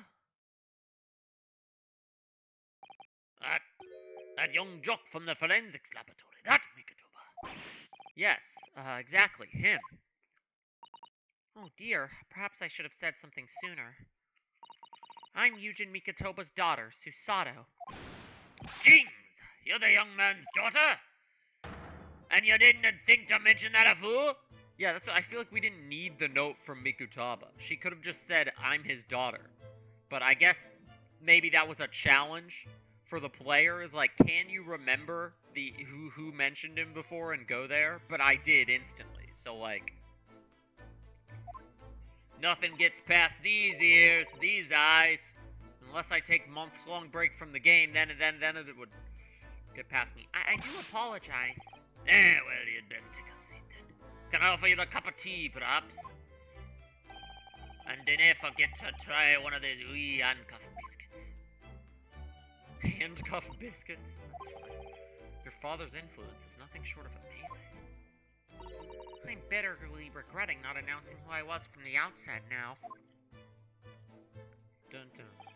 It would have saved us the trouble of going all the way back to the hotel, and then all the way back out here. So then, what can I do for you, N? Well, we're currently investigating a case. It's one of your warders, see? He's gone missing. Missing? That's right. It's surely been reported to you as well, being the prison governor.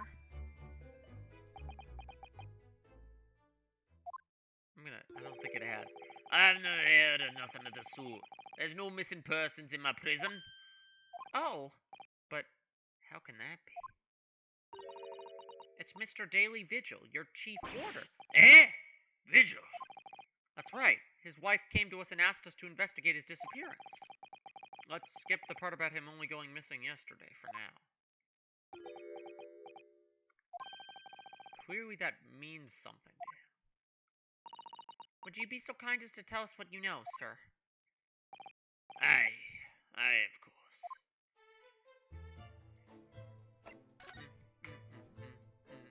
Chief Warder Vigil, he's the Chief Warder here. Aye, that he was. Strong sense of responsibility and dedicated to the job, no doubt about it. He was a fine warder. Sorry, did you say was? Aye. He doesn't work here no more. He left the job. Oh my!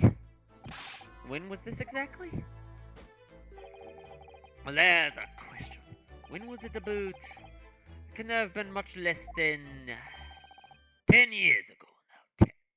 10 years ago? How old is this guy?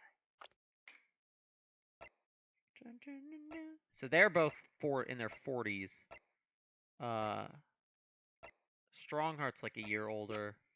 He's a year young. She's a little younger. He's 51. Yeah, okay. So he was good friends with Professor Mika. What?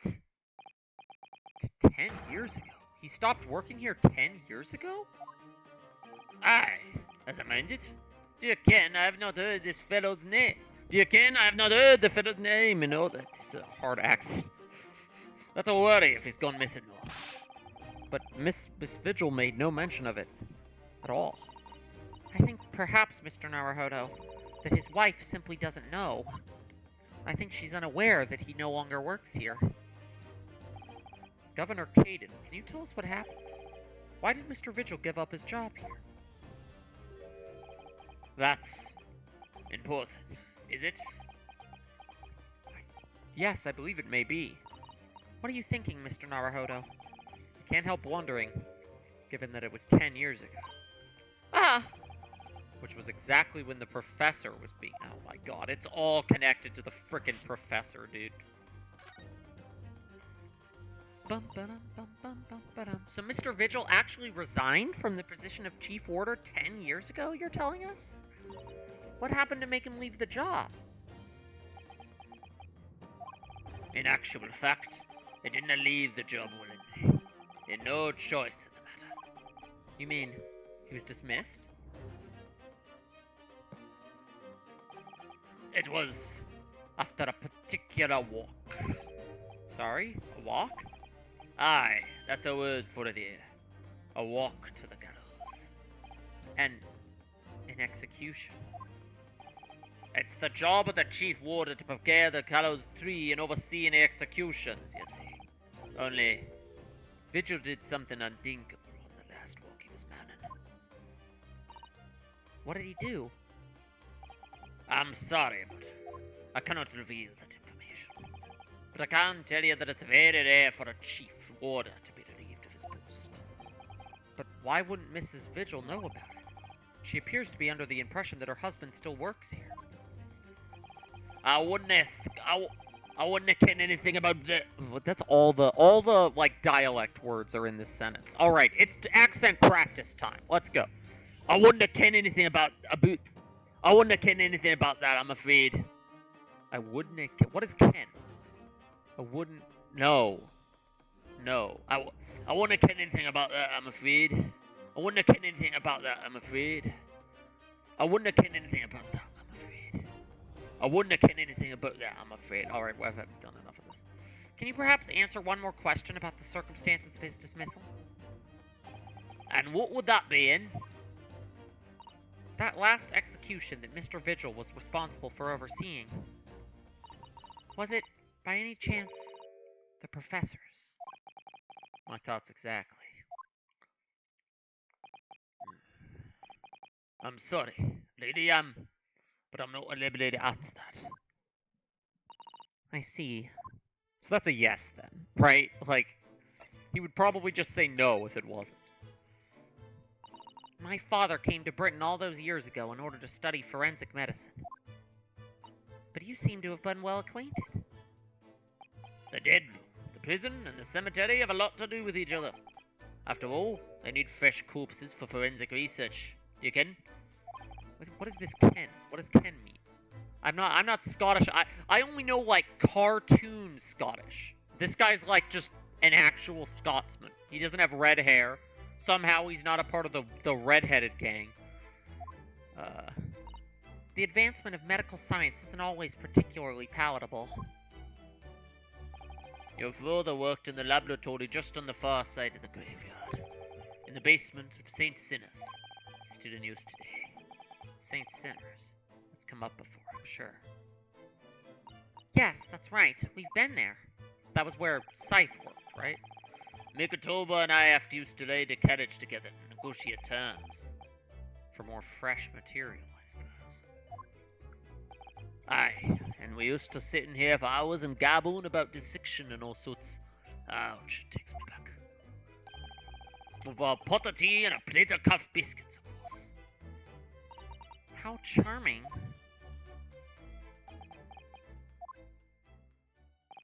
He was a good fellow, your father. Reliable, and did sit on his work. But I'm afraid I'll never understand you Japanese. Because of Genshin Asogi, I suppose. I'm afraid that even though I like Mikotoba was one of the good ones, unfortunately, I'm still racist.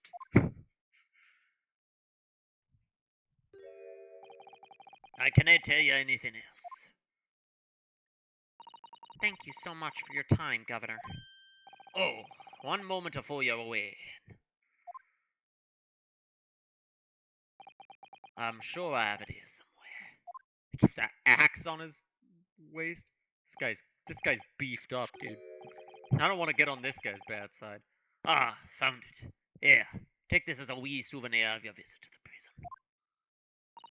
What is it? That's Vigil's dismissal notice. It's 10 years old now, of course. Oh my, are you sure? Aye, it's no trouble at all. It's not the original mind. Vigil's dismissal notice has been entered into the court record. Thank you very much, Governor Kate. But in return... do me a favor and never come back here. That case is closed. The Professor case. Nobody wants to talk about that. Every single thing in this case so far has been, like, connected back to Professor Land in some way. We're learning lots of new laws. Got to be connected to the Professor case somehow.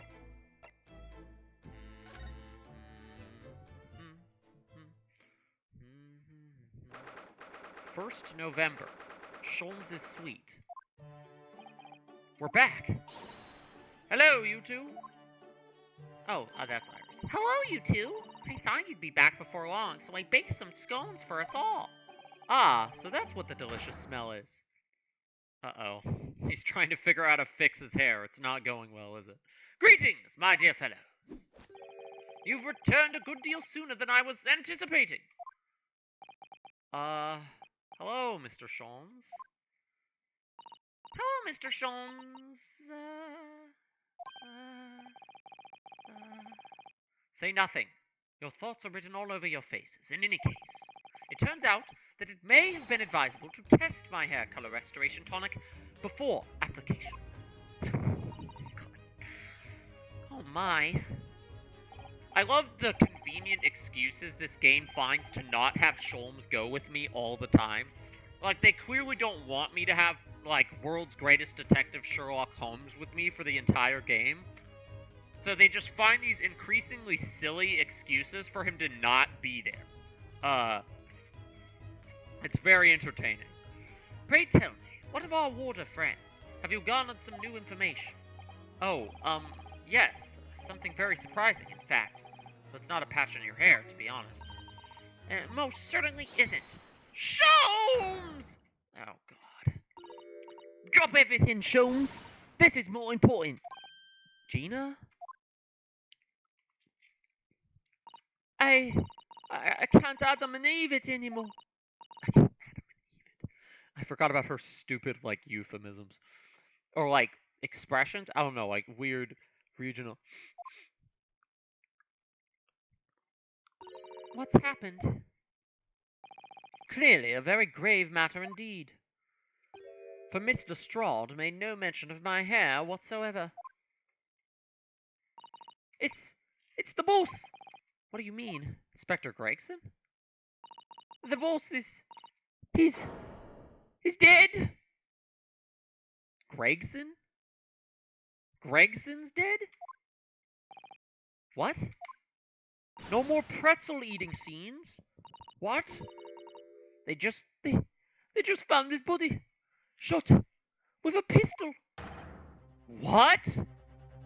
That is genuinely shocking. What? But he was a major character. He was murdered? No, not Gregsy. What? How will I ever get excuses to eat pretzels during the stream now?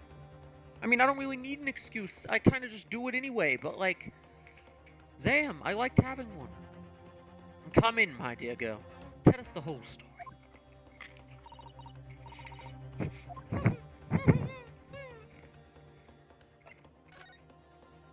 The inspector's death. Are you serious, Gina? Inspector Gregson was... He was really shot? I don't know much about what happened myself yet. They're still there. Investigating the scene. Where did this take place? A little rented room in a building full of flats on Fresno Street. The outskirts of town, nowhere near his home. He was perhaps investigating a case then. The thing is, no one at the yard knows nothing about no case around here. Oh, how strange. The boss he was so good to me. I know I ain't up to much yet, but one day I was gonna show him. I'd become a proper detective. Oh, Chinny. The culprit. Okay, so this case so far, it's been like, oh, professor stuff. There's a missing guy who used to work at the prison where the professor was kept. The symposium's in town and Mikitoba's in town. Hard 180 pivot. We're just going in it's like in a different direction. No more redheaded criminals or whatever. Gregson's dead now. That's where we're pivoting. Gregson's the murder victim. I can't say I expected any of that. This is a big pivot in the plot of this case. Who's the culprit? They got him already. Already? They've caught the shooter so soon? A witness reported something was going on, and the boys got straight down there to catch him. Who? What awful person did this? Who wants to bet it's the guy that Sholmes was being paid to look for? Like, that's how it's all connected. I still can't believe it myself. Gina? It was the Reaper. Huh? Huh?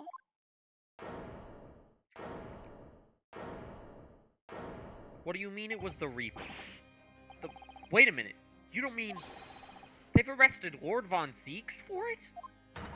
That's right. That Reaper bloke's gonna shut the boss. Oh my god. It's just like defending Edgeworth in the mainline Ace Attorney games. We gotta defend Von Zeeks. That's crazy though, cause like this case so far has thrown like a bunch of different plot points at us. It really has. It's been like the redheaded gang and the redheaded gang and Mikitoba's in town and there's a guy missing and he's the professor and it's related to the professor case, and then Gregson's dead and the Reaper and Von Zeeks killed him. Like, what? This is so out of nowhere. This is such a pivot. Genuinely shocking information. Or are you quite sure, Mr. Strong? It's Baroque Von Zeeks the police have arrested. I saw him with my own eyes in the interview room at the yard. I don't believe it. So who's going to be the prosecutor of this case? This is like seeing Edgeworth die and finding out there's going to be like a new prosecutor for that case. Except, I think I knew that going into that game, whereas this is a complete curveball to me. But there were witnesses, and they're all saying it was him. So you mean there were actually multiple witnesses? They heard the gunshot, apparently. And when our lot got to the scene, there was only the boss and the Reaper bloke in the room. But there's no way Lord Von Zeeks would have taken Gregson's life. I just don't believe it.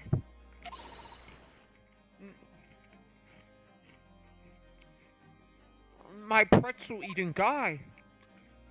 He's dead. Well, this is certainly an unexpected twist of events for this case. This really is most terrible news. I'm dreadfully sorry. What are you saying sorry for? You didn't do nothing. Well, anyway, I'm taking a cab over to the scene right now. Please come and all, as soon as you can. You gotta help. Wow. Okay. Shocking revelations tonight, an hour and 48 minutes into the stream. It's a detective's lot to appear wherever some sinister plot has unfolded. Little wonder we all look haggard. Sometimes these things are almost too much for the nerves.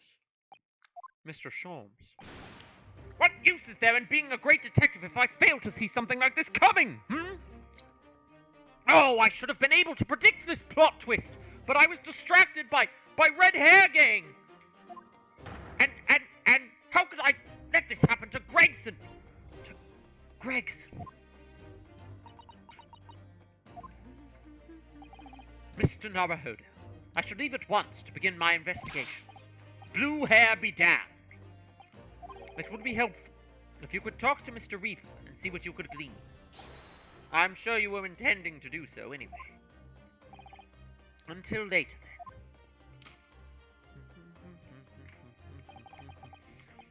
Inspector Gregson, dead, and Lord Von Zeeks Arrested? Bruno! Susie! I've called you a hansom. It's waiting outside. Thanks, Iris. Shall we, Miss Susato? Yes. Susato! New location has been added. The scene of the crime. Let's go talk to Von Zieks first. Lord Von Zieks has been arrested.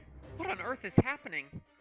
Yeah, there's a lot. There's a bomb dropped on us. Like halfway through the stream or more. I don't know. Like, this is normally the plot where this is normally around the point where I'd stream for like maybe another hour and then stop.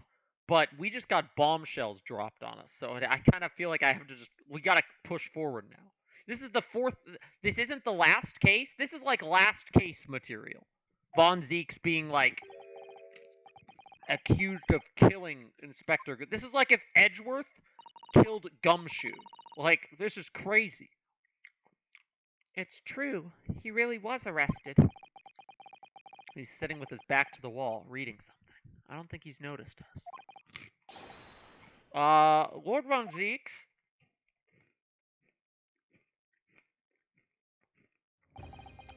Fancy meeting you here. The last place on Earth I'd like to be. But the last person on Earth I'd like to see. I couldn't very well not come. We heard what happened. That Inspector Gregson was... Go home. This has nothing to do with you. But... Forgive me, Lord Von Zieks, but I must disagree. Inspector Gregson was very helpful to us on a number of occasions. We're indebted to him. At the very least, we owe it to him to find out the truth about his death. You must help us with our investigations, please.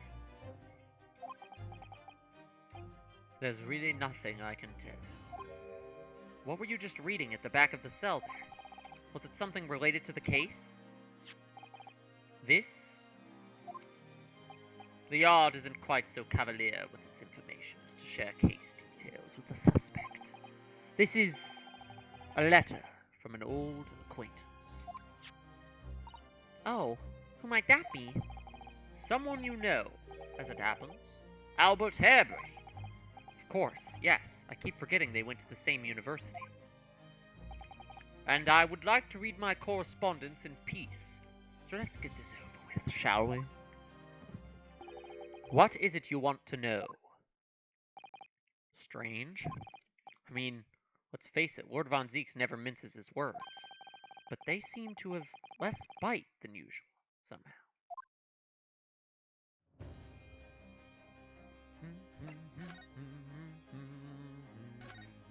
What happened? Can you at least tell us your side of the story, Lord Von Zieks? What happened? How much do you already know? We know that the inspector was shot dead in a small rented room on Fresno Street, and that you were found there by the police when they arrived on the scene and immediately arrested. We were told that there was nobody else in the room and that some witnesses heard the gunshot. Then you're well informed, and there's really nothing I can add. The truth is, I don't know what happened myself. But the gunshot, obviously you didn't fire the gun, did you? I'm not in the habit of shooting the people I work alongside, no. I also heard the noise. However, before I had a chance to investigate, I was apprehended by the arriving officers. So they showed up right away. Interesting. Okay.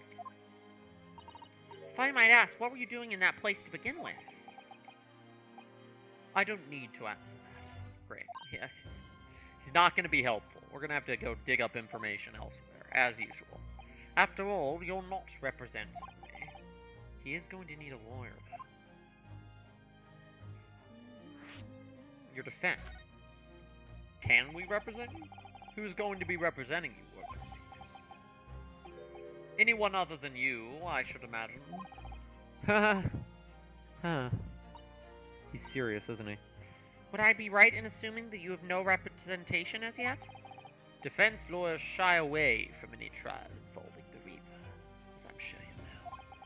But this is different. In my career, of all the defendants I've prosecuted, only 19 have ever been acquitted. That's more than I thought, actually. Of them, 16 subsequently died in mysterious circumstances. Questions will be asked. Oh, yeah. His arrest puts into doubt every every one of the Reaper's victims. Uh I assure you, no defense lawyer will want to touch me with the end of a barge pole. But you didn't actually have anything to do with those people's deaths, did you? It's been 10 years now that I've been known as the Reaper of the Bailey. Believe me, nobody wants to know the true identity of this killer more than I. However, it seems things may come to a head before I have the chance to uncover the truth about that. What does he mean by that? So he's looking to figure out who the Reaper actually is. That's one of his, like, goals. Interesting. Professor Hairbrain's letter. After the trial, Professor Hairbrain was supposed to go straight back to Germany, I thought. It's a letter to inform me of his safe arrival at home. I arranged his passage by sea and rail. It's a relief, I must say. He should now be beyond the reaches of the Reaper. Because the Reaper doesn't follow people abroad, you mean? Yes, so it seems. Your stooped little Nipponese friend, for example. You told me he was keeping well in Japan when I inquired the other day. Yes, that's right. He's an author now, happily working in Tokyo. He's also based on a real person, so he canonically can't die. So Professor Hairbrain is safely back in Germany now. He is.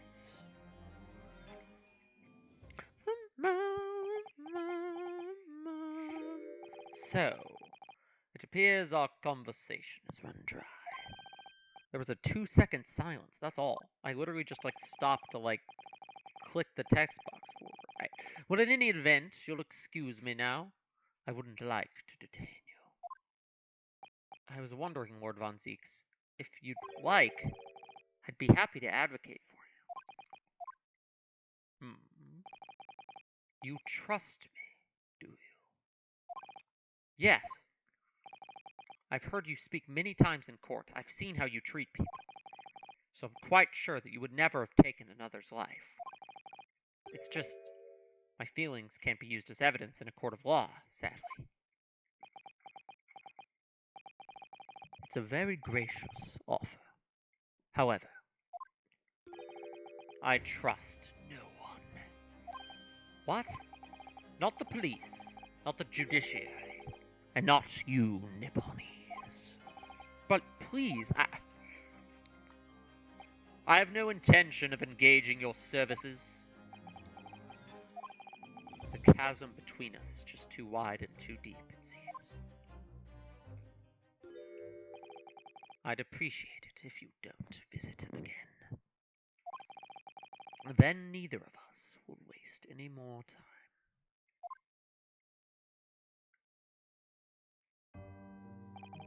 Perhaps we need to dig a little deeper. Find out more about Lord Von Zeeks and what happened to Inspector Gray. This is the new plot now. Everything we were doing for the first hour and a half of the stream does not matter anymore. Maybe it'll come up later, but this is taking priority. Sorry, Evie Vigil. Your missing husband is... I'm sure he'll come into the plot later. Let's go investigate the room. 1st November. Room on Fresno Street.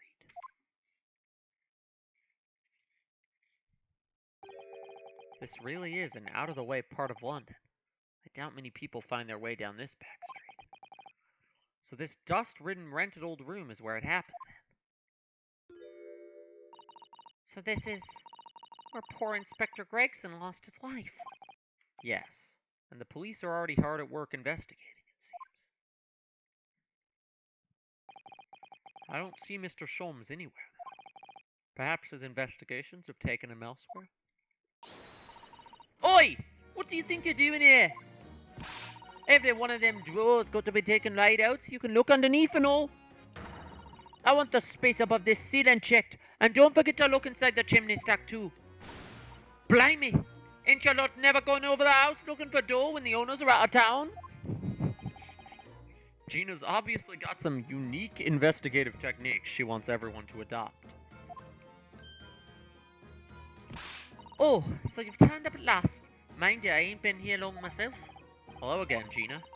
Sholmes has only just left. You're lucky you missed that. He went prancing around in here, pointing at stuff and flicking that out of his Adam. Oh my god, there's so many apostrophes. He went prancing around in here, pointing at stuff and flicking that out of his Adam, and then flicking that hat of his, and then just Jesus. He went prancing around in here, pointing at stuff and flicking that out of his, and then he just scarpered. Oh, he's finished investigating already, you mean? Yeah, he didn't stop to say nothing to no one. Not even me. Gina, would you mind if we investigated too?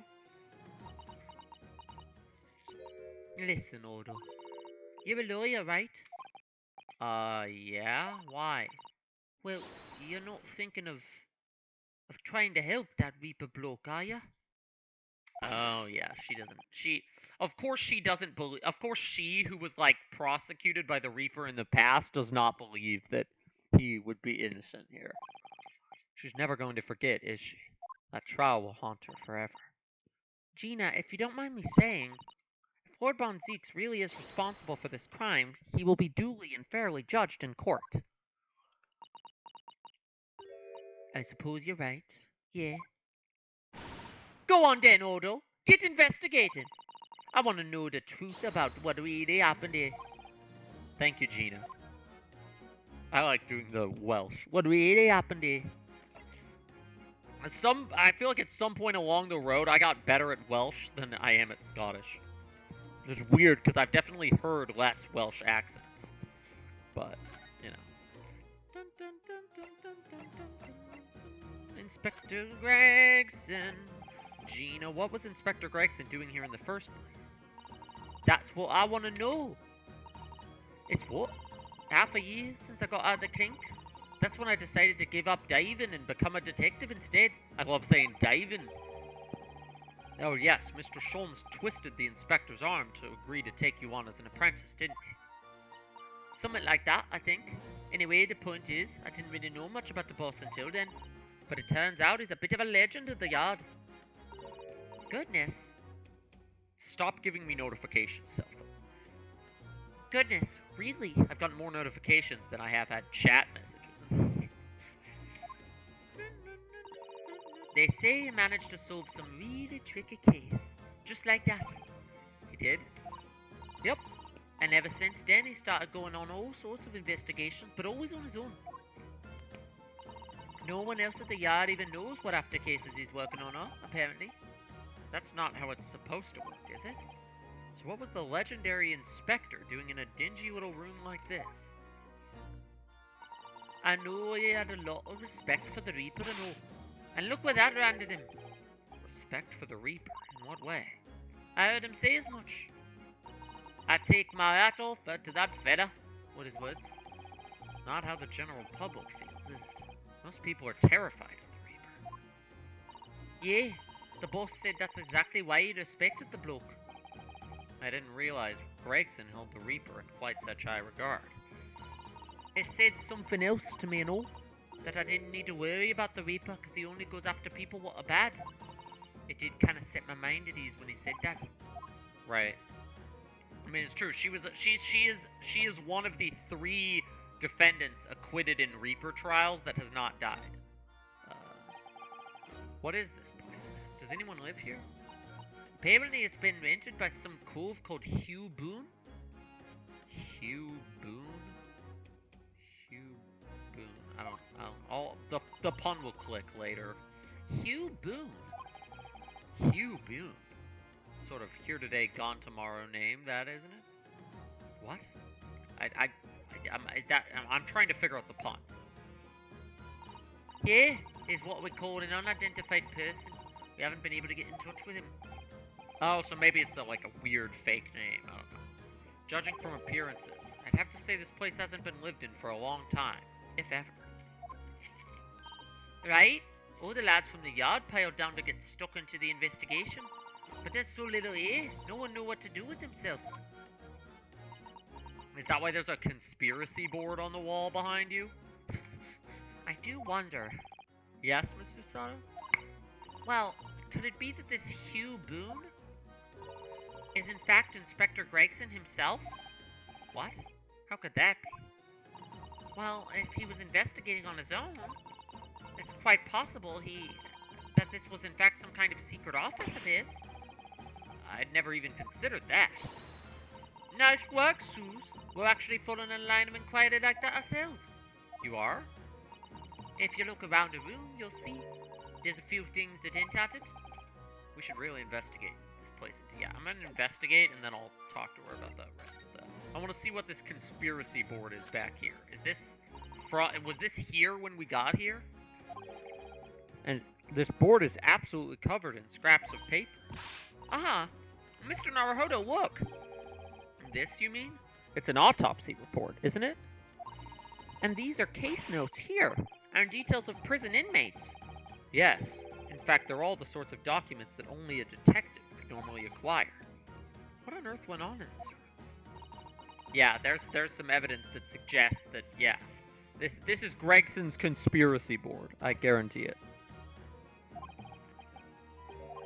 Oh my god, he's got the Red-Headed League thing on the board? How is that connected to all of this? It's the same exact thing as last case, where there was like the Madame Two-Spools stuff, and I'm like... And I was just spent the whole case wondering, I'm like, alright, so how is Madame Two-Spools Wax Museum connected to the rest of what's going on? We're going to be doing the same thing this case. How is the Red-Headed League connected to the rest of what's going on?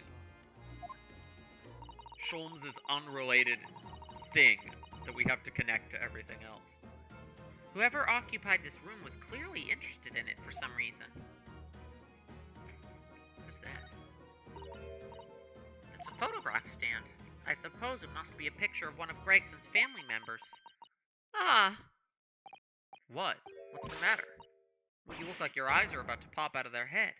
They are! Look, Mr. Naruhodo. What? Is that Evie? Is that Evie? Is that the lady from Sholmes' place? Is that Evie Vigil? She looks familiar. Of course she's familiar. We met her only this morning. Ah! It's Mrs. Vigil. Much younger looking Mrs. Vigil, though. Weird. Why would there be a picture of Mrs. Vigil in here? Because it's all connected, as it always is. I think I already titled one of the stream VODs, It's All Connected. I'm sorry to say I have no idea either. We simply don't know enough about her or her husband yet. Like...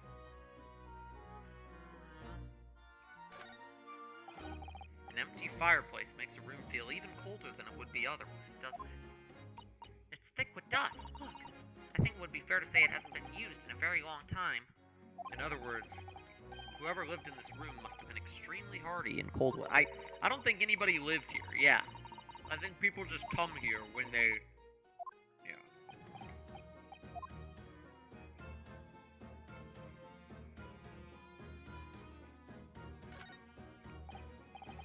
Excuse me. Sorry, sir. Can't see a thing, sir. Too many tears, sir. Right. He's busy crying over Gregson. Oh, the gun. What is that? This is presumably the murder weapon. Oh my! It is real, I suppose. I think so. Guns are so rare in Japan, I really know very little. There's only one way to know for sure, Mr. Naruhodo. Fire a shot. I don't think I should do that. Slightly safer just to ask someone who might know, I think. The killer's revolver has been added to the court record. Didn't that just tell me what it was? We're like, oh, oh no, we said it was the murder weapon. I don't know why in my brain, like I read this dialogue, but I don't know why in my brain I was like, oh, that's Gregson's gun. And I just like didn't process any of the... You've got to be kidding me.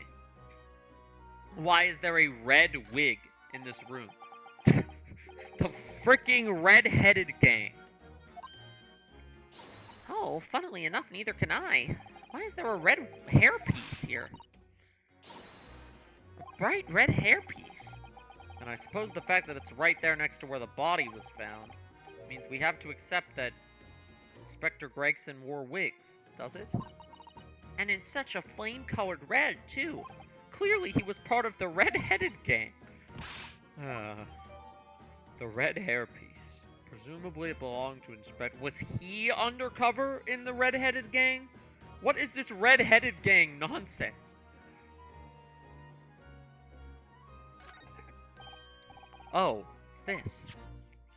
It would appear to be a little model policeman. It's rather charming, isn't it? In a way. Hold on. This is a black and white photo. Is his hair red? Is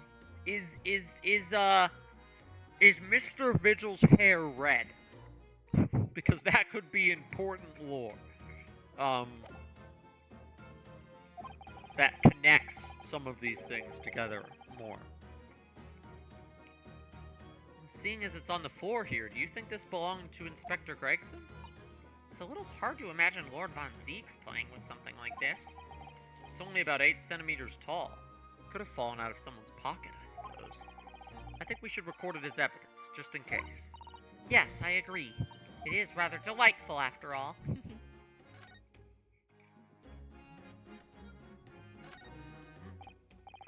Excuse me? You're looking down on us from the great beyond, Inspector. Don't worry. We'll look after things at the yard. I've interrupted some... All the cops are too, torn up to actually help me. Alright. The top of one of the candles in this candle holder has been completely blown off. Yes, there's wax spattered on the wall behind. Look. I suppose if a bullet had hit it... It does seem likely that the bullet hit the candle, having first passed through the inspector's body. Ugh. Now that wax on the wall looks like blood to me. The candelabrum has been entered into the court record. Alright, now this weird slumped up corpse outlining over here. So I suppose this is where the victim... That's right. The rope is laid around the body to show exactly how it was found.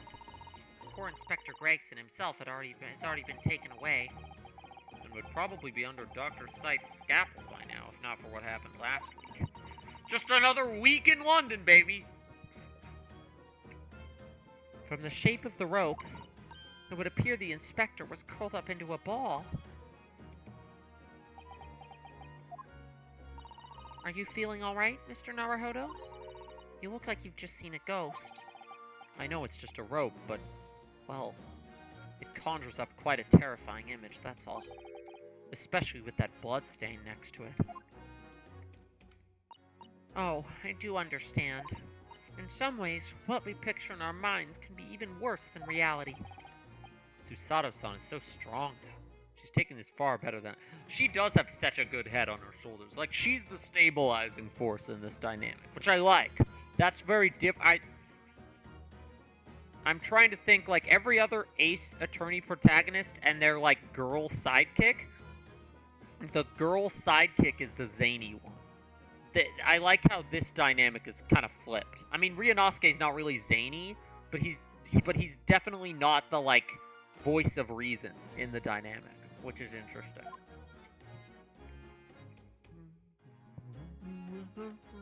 She's the very, stable, level-headed one. It's a unique... No other Ace Attorney female sidekicks really have that personality. Alright, is there anything else to investigate?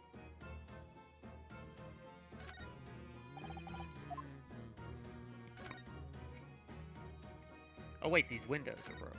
Hold on. Somebody's very haphazardly nailed these boards over the broken glass, haven't they? Couldn't even really call it a window anymore. Well, if you remember the window in Mr. Natsume's room, that was totally blocked up with bricks. This one does at least still let in some light, so you could say nothing more about it. What? Why do I I'm starting to feel even more sorry for Mr. Natsumi.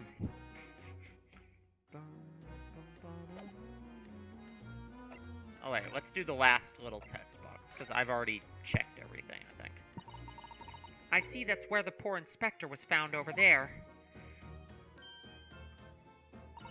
Yeah, that's right.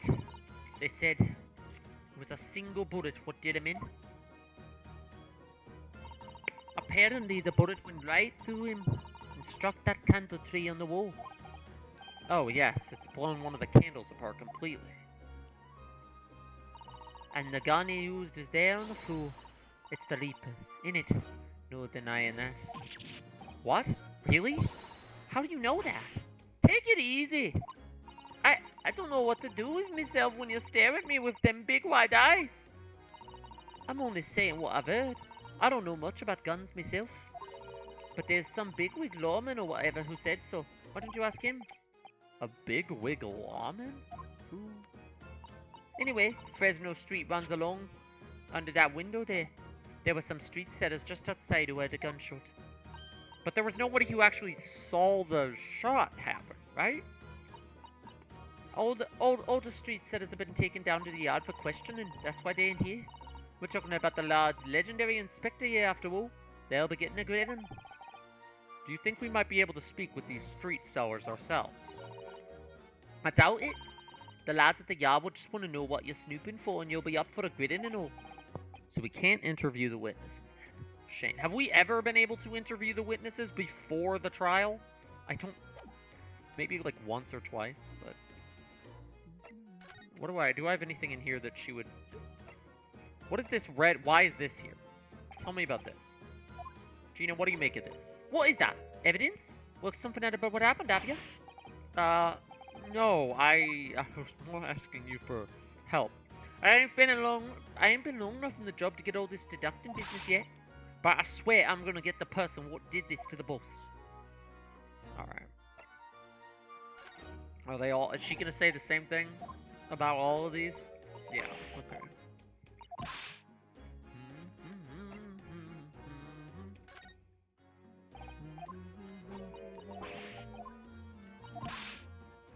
Have you heard of the Red-Headed Gang? The Red-Headed League. Excuse me. That's a little less suspicious than gang. Oh, that business? Yep. Oh, right. She arrested those guys earlier, so she might actually know some about this. Oh, that business? Yep. Inspector Lestrade here soon had that one buttoned up. I thought it was Mr. Sholmes who led that pair into a trap, wasn't it? Listen, Odo. It ain't easy going from East End diver to Scotland Yard detective, alright? But anyway, it's all part of the charm, innit? Being a bit loose with the troop when it helps. That's wrong for so many reasons. Maybe. But it's also what cops do all the time. The adventures of Inspector Lestrade. I should get Iris to write stories about me. Alright, well that was not helpful. Do you know this man? No. Alright, I'm done showing you stuff. Let's go, This place is thick with dust. There's no new locations. Is there something here I still haven't, like, looked at?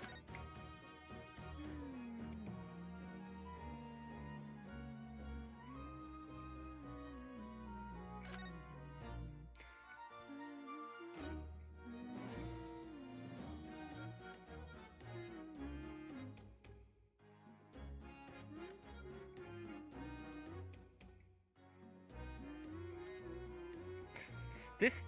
I wish Ace Attorney had the Danganronpa button that let you, like, look at all the checkable things. I mean, that would... I feel like that would make it a little too easy, but I don't know. Where...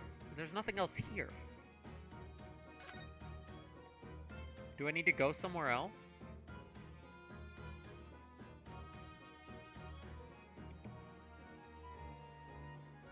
Wait, I haven't talked to this guy yet. Excuse me. Oh, Inspector! Oh, sir! Yeah, okay, that's not... Alright. Now can I go somewhere else? What's going on? Like, I don't think that was the key thing that I needed.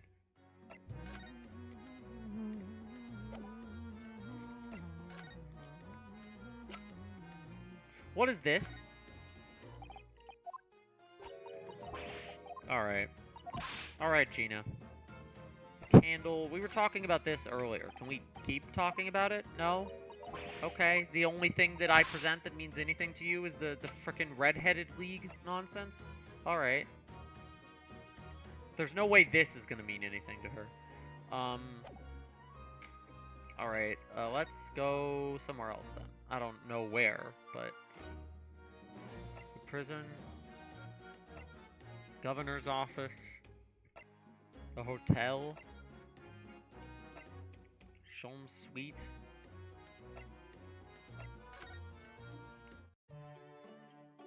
Is Sholmes back here? No? Okay.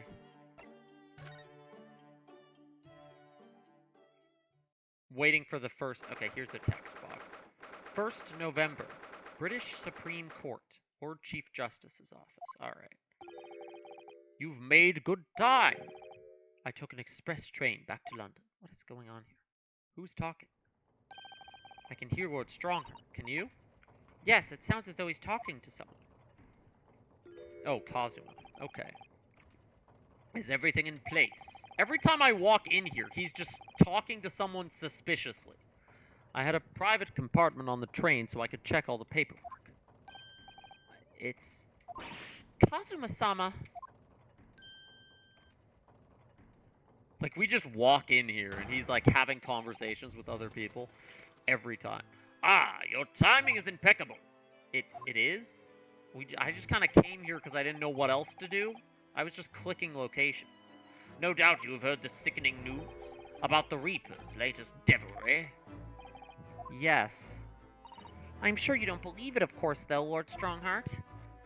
That Lord Von Zeeks could have done such a thing to Inspector Gregson? I believe only in the facts. And the facts in this case point to one thing. The unavoidable accuser of Lord Von Zeeks for this crime. We must bring charges against the Reaper for taking the life of our legendary detective. Oh no, surely not. It's a truly regrettable situation. Tomorrow, the Forensic Science Symposium finally begins. Talk to Strongheart without him bringing up the Forensic Science Symposium challenge. Impossible. This dude's obsessed. That's why I think he's gonna kill somebody at some point in this game. Like, just to, you know, like, to keep the side, to, like, maintain his reputation or whatever. The trial's tomorrow? Precisely. It needs to happen before the symposium. Because, otherwise... Wait a minute, what? Introductions? Is Kazuma prosecuting? Oh, that would make sense, because he's been assisting Von Zeeks for a while. In fact, this is a fine opportunity for introduction. Kazuma? Kazuma? You look whiter than before. Ah, but of course, you're already acquainted, aren't you? Mr. Asogi here will be present at tomorrow's proceedings. Leading the prosecution. Yep. What? Yeah, he said introductions and it, like, clicked. I'm like, who's gonna be the prosecutor? Uh-oh. As I'm sure you're aware, he's a very capable practitioner of law. Kazuma-sama? A prosecutor?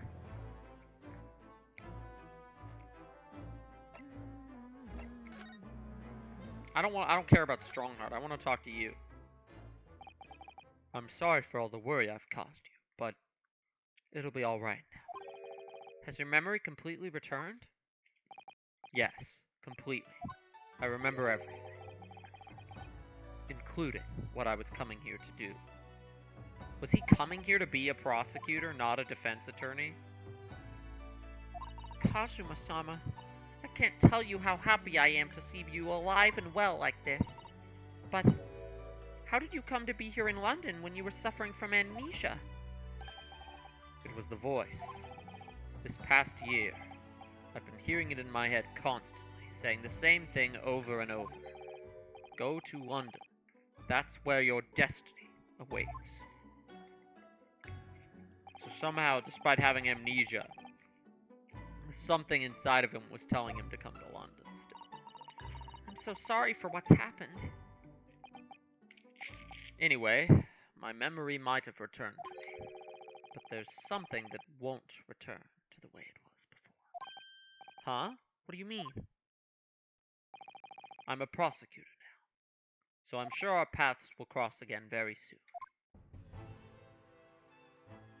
For now, you should talk to Strongheart. I'm just gonna stand in the background.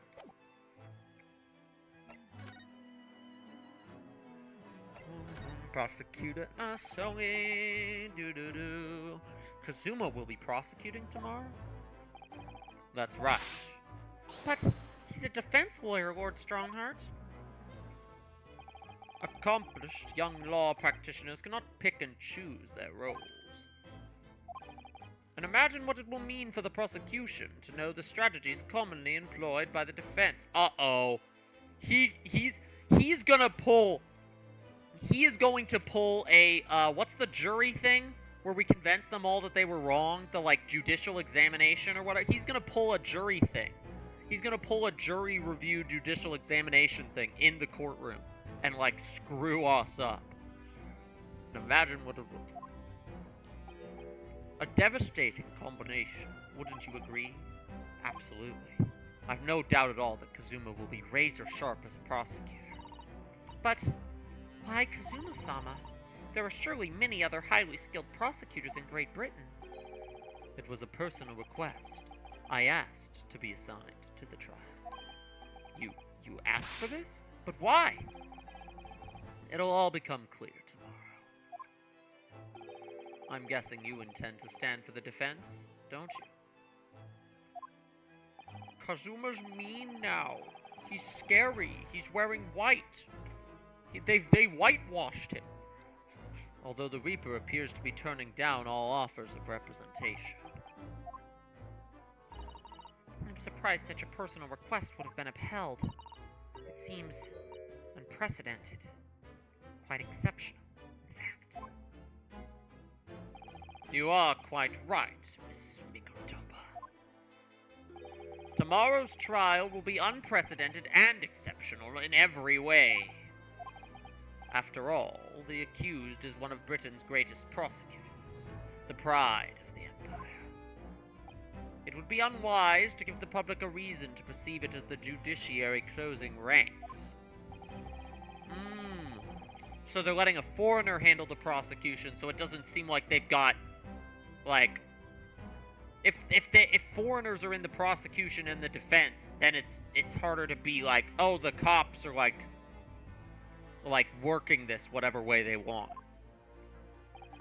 Ryunosuke, let's see how your skills have been honed after practicing law in this land for so many months. Kazuma, I don't understand why you're being so hostile to me now. This isn't going to end well, my friend.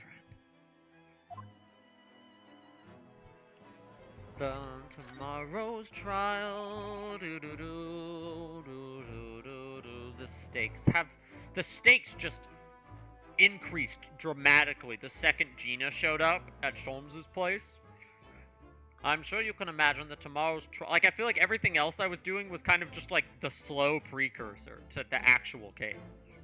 I'm sure you can imagine that tomorrow's trial will be closely followed all over London. In fact, no.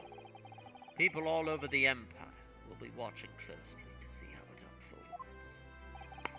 There's no salvation for anyone in a trial prosecuted by the Reaper of the Bailey. And now, the Reaper himself must stand in the dock. Quite so. The public wants answers about the Reaper. Answers about how and why those who escaped conviction subsequently died mysterious deaths. But Lord Von Zieks firmly denies any involvement in such matters. And there have been thorough investigations that have proven him to be innocent. That's certainly true, or it has been, at least, until now. No, tomorrow's trial will mark the start of a new chapter in our country's great judicial history. This guy launches into a villain monologue every time I come in here, dude. He's a fascist at the very least. Like, ACAB, especially this guy. Oh yes, we have noticed there was a gun at the scene of the Inspector Gregson's death. Do you know if it belongs to Lord Von Zieks? That would be a question for the lead detective investigating the scene. Well, the thing is, she wasn't sure. She told me I should ask somebody higher up who might know. That's right, Mr. Naruhodo, be direct! It's certainly a model that's issued to all personnel involved in law enforcement, yes. Which includes prosecutors, as I am sure you can imagine. It doesn't include us, though. It could actually belong to the victim. No. Gregson had his gun on his person. What about Lord Von Zieks?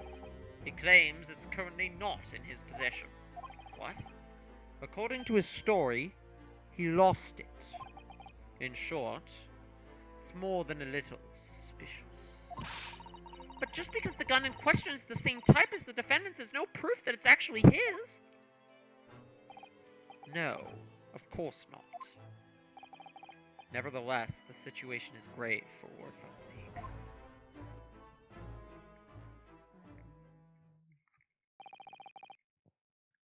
It doesn't look like we're going to glean much more. I can never glean much from this guy. I can never tell what outcome this guy wants in any given case. I feel like this one is the most clear, where I feel like he does want Von Zieks prosecuted. He's been pretty vague before now as to like what he actually wants. Remember, tomorrow's trial will go down in our empire's history. There's much you can learn from the public gallery. So he's not appointing me to the case. Interesting. I feel like he would appoint me if he wanted Von Zieks to get acquitted. Because I have, like, a perfect track record. Before you go, Ryunosuke. Oh? What is it, Kazuma? I just wanted... Thank you. Kazuma-sama, what? You took my determination to heart and brought it with you over the ocean in my stead. And you carried out my role to perfection. You always were intent on studying British law in order to change our own justice system. It was your dream, and Mr. Naruhodo didn't want that to die with you. Yes, but I had another purpose for coming here. Oh? I actually have a favor to ask. The same thing Mika Toba was saying to me at the beginning of the stream. What favor could he be asking me for right now? This is very interesting.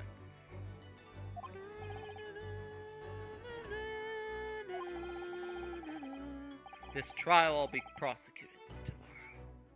I'd like you to be there to see how it ends. Right in front of me. As the defense counsel! Why? What's this all about? I know you have what it takes. But Lord Von Zieks would never put his fate in my hands. On the contrary, he recognizes your talent. He does? It's not easy to see behind the facade sometimes. Here, have a look at this. Whoa. Old Von Zieks photo. With Gregson, too. Gregson, no! He's dead! Our friend, Gregson, is dead! In honor of Gregson, I shall eat one more pretzel on stream.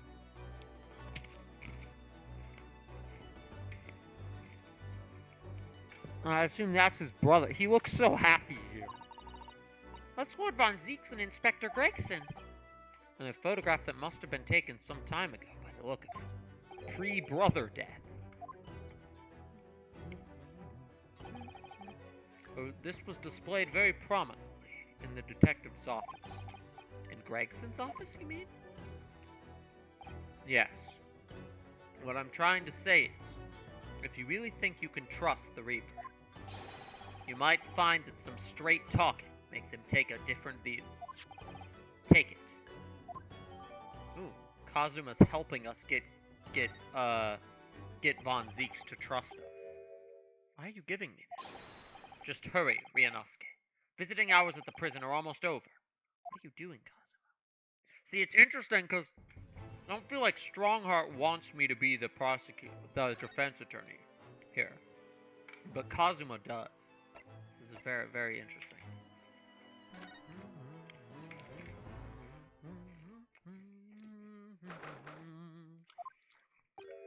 Lord Von Zieks is still reading that letter. You've been gone quite some time, though. Either he's an incredibly slow reader, or it's an incredibly long letter. I might even be able to read English faster than he can. Or he's just like pretending to read it. I was intending to ignore you entirely. But I can't turn a deaf ear to such an insulting device. You insulted my ability to read, so I'm not ignoring you anymore. Sorry, didn't think you'd hear that. I had the case notes brought to me in secret. I was reading them to pass the time. Yes, we heard that your trial is set for tomorrow, which is none of your business.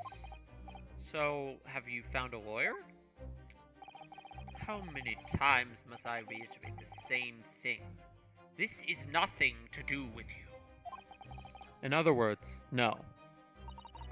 We were just talking to Lord Strongheart, and the prosecutor for your trial has been decided. I'd expect nothing less, though I have no idea who it is. It's going to be Kazuma Asogi. Asogi! That made the color drain from his face. Well then. It seems I'm going to have to engage in conversation with you again, after all.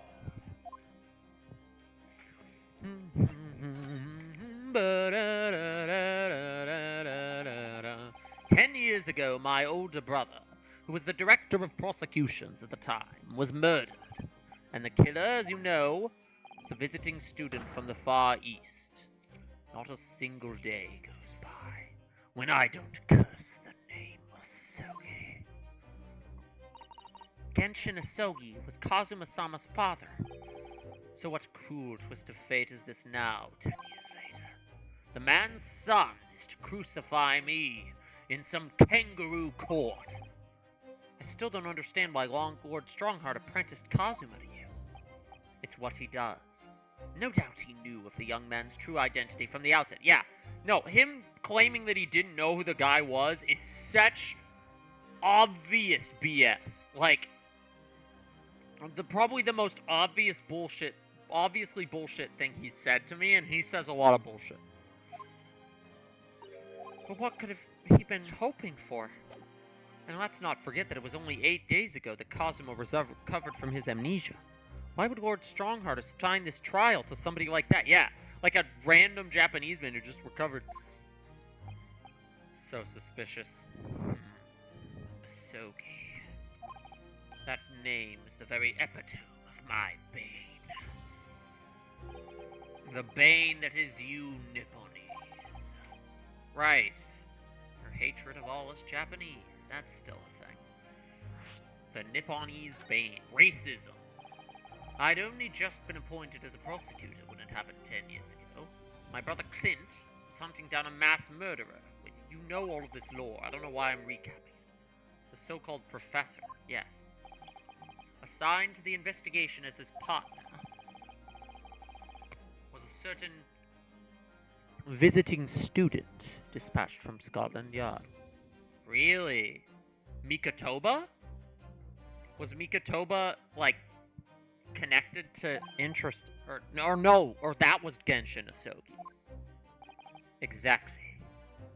And then Strongheart assigned the man's, so Genshin was Clint's assistant, and then Strongheart went and assigned Genshin's son to be this Von Zieks' assistant. Crazy. No way, literally no way that is just coincidence. Actually, no possible way. I developed a deep respect for the man. He seemed noble-minded and chivalrous in the extreme to me, but none of us saw his true nature. So I lost everything when it happened. My esteemed brother, the people I believed in, and any semblance of right prevailing over wrong. Oh, how awful. To avenge my brother, I prosecuted Inasogi's trial. It wouldn't ordinarily have been allowed, but I beleaguered the ascribed prosecutor until he consented. What do you mean by the ascribed prosecutor? The man in charge of the Professor case inquiry, Lord Strongheart. It's all fucking connected. He was a highly accomplished prosecutor, but he agreed to relinquish the trial to me and act as my advisor instead. Since that time, he's the one person to whom I've felt indebted. I'm sure he must have seen your zeal for the case and recognized your potential as a prosecutor. Anyway, time passed. But then earlier this year, who should arrive in London but you? Ah, and of all things, as a lawyer. I felt your animosity the first time I ever faced you in the courtroom. Your obvious deep loathing of the Japanese. I kept telling myself it was illogical, but for so many years that hatred had festered inside me, and I can no longer control it. So he admits that his racism is wrong, but I can understand why, now I know the history.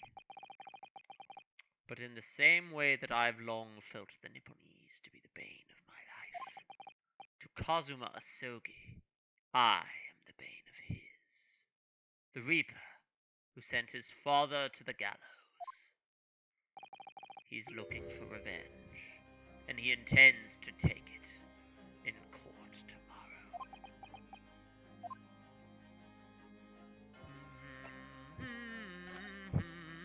Big shit is happening. Gregson's transfer to the Paris Police Prefecture had finally been arranged for the coming month, but he'll never make it to France now. It's a tragedy. Oh yes, come to think of it, he did mention something about that, didn't he? I wonder, does it happen often? Being transferred internationally, I mean? It's the first time I've ever encountered it. Oh, the Paris police welcoming an English detective is almost inconceivable. I can't imagine what kind of magic Gregson must have worked to put that arrangement in place. Sounds like the mystery has even the Reaper perplexed. I'm afraid to say that we were very ignorant about Inspector Gregson's standing. We hear that he was considered something of a legend at Scotland Yard. Again, it was 10 years ago that he first made a name for himself, by uncovering a decisive piece of evidence that exposed the Professor's identity. If you don't understand by now, literally every character in this game is no more than like 2 steps removed from the Professor. If it wasn't for Gregson's singular approach to the case, the discovery would never have been made. What sort of approach? After my brother's life was taken, the inspector pushed for a full autopsy. Oh my, 10 years ago? Why is that so surprising? Autopsy was considered a desecration of the body at the time and rarely performed, and my brother was of course a noble. That made the idea of it even more unthinkable.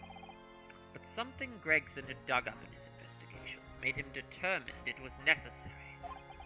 His powerful conviction somehow influenced the House of Lords, and as a result, I could avenge my brother's death. So, you must have had great confidence in his abilities then. And it's even more inconceivable that you would have taken his life. I don't have confidence in anyone. Oh. And I'm sure Gregson felt the same way. I've no doubt he thought of me only as the ominous Reaper, just like the rest of London. He's just a sad goth boy who thinks nobody loves him. We love you, Von Zeeks. You can be our soft boyfriend. Here, have your gun back. About the gun used to shoot the inspector at the scene. Ah, yes. That's not mine. Really? Because common opinion seems to be that it is. What do you expect me to say to that? It's not mine. Lord Strongheart informs us that you claim to have misplaced your firearm.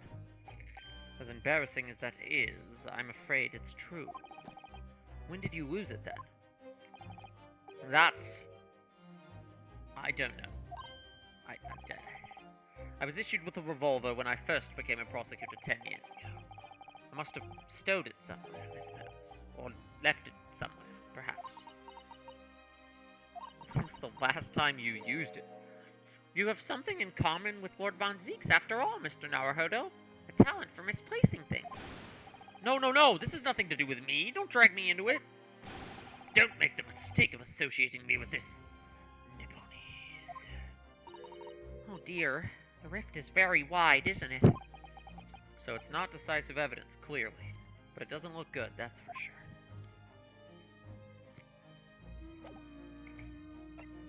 Alright, let's show him that photo. I'm surprised we got this much out of him without showing him the photo. Lord Von Zeeks, we came by this old photograph. Where did you get that? What is this? It was taken when I became a qualified prosecutor. It's almost unbelievable. I assumed it was long lost. Is the man on the left there? Yes, that's my brother, Clint. The details of Gregson's photograph have been updated. It had to be, really. Yeah, I mean, they look so much alike. Apparently, this picture was prominently displayed in Gregson's office. He had a deep respect for you, you know. Were you aware of that? Respect? That's nonsense. Nobody likes me. I'm the scary guy. Well, maybe once, yes. There was a time things were like that. We were brothers in arms, jovially discussing the future of justice and other such lofty subject matter. That was a nice glimpse of the past. I thank you. I feel as though I got a nice glimpse of the past then, too. There was a glimmer of light in his eyes, a brief twinkle, an insight into the true nature of this man known to all as the stone-cold reaper of the Bailey. My mic needs to stop sliding down from my face. I hate headset mics. They always break. Mr. Naruhodo. Oh, that's the first time he's ever used my actual name. It is? Mr. Naruhodo. I've lost all confidence in my country's justice system. I don't trust the police, the judiciary, or lawyers. But there's still one thing I'm willing to believe in. What's that? That which you see in the eyes of another across the culture. A simple determination to know the truth. Lord Von Zeeks, from the very first time we clashed in the Bailey almost a year ago now, I couldn't deny it, even though I dearly wished I could. Here is a loathsome Nipponese who has absolute integrity as a lawyer. There are only two other men I've known with that same look in their eyes. My brother, Clint, and Genshin Basogi. Whoa. And that's why he really doesn't trust me. Like, absolute integrity as a lawyer.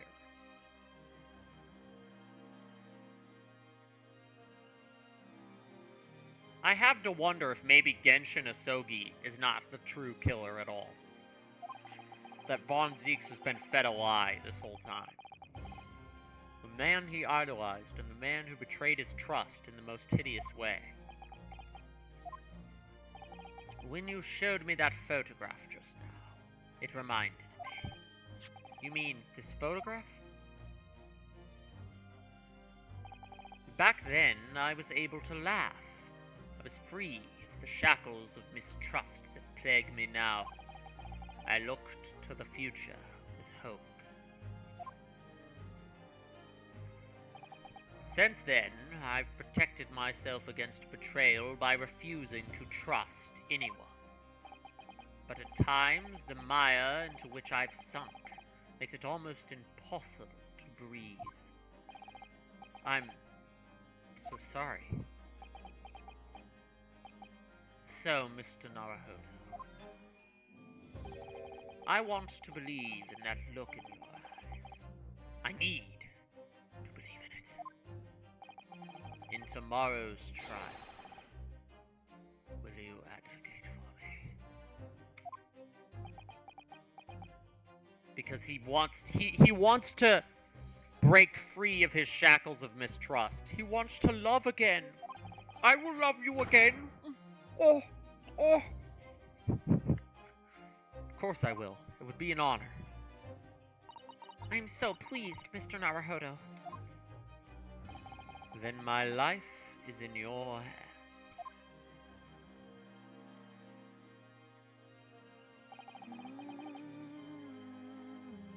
For Lord Von Zeeks, that must have been an incredibly hard thing to ask.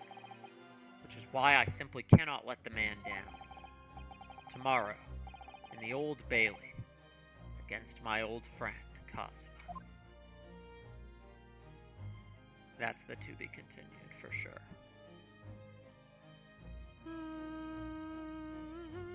I'm so glad the second game pivoted back to the usual Ace Attorney setup of having multiple days of trials and multiple days of investigation.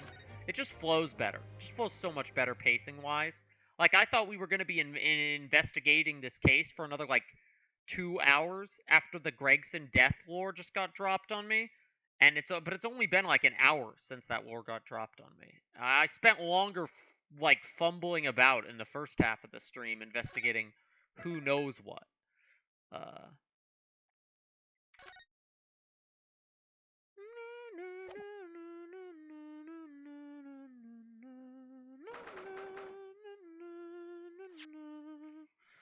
that's a good place to stop, though. That's a very good place to stop. Wow. Okay. Von Zeeks is such a freaking good character. Like, Edgeworth is like the default who's the best prosecutor in Ace Attorney answer, but honestly, Von Karma might beat out.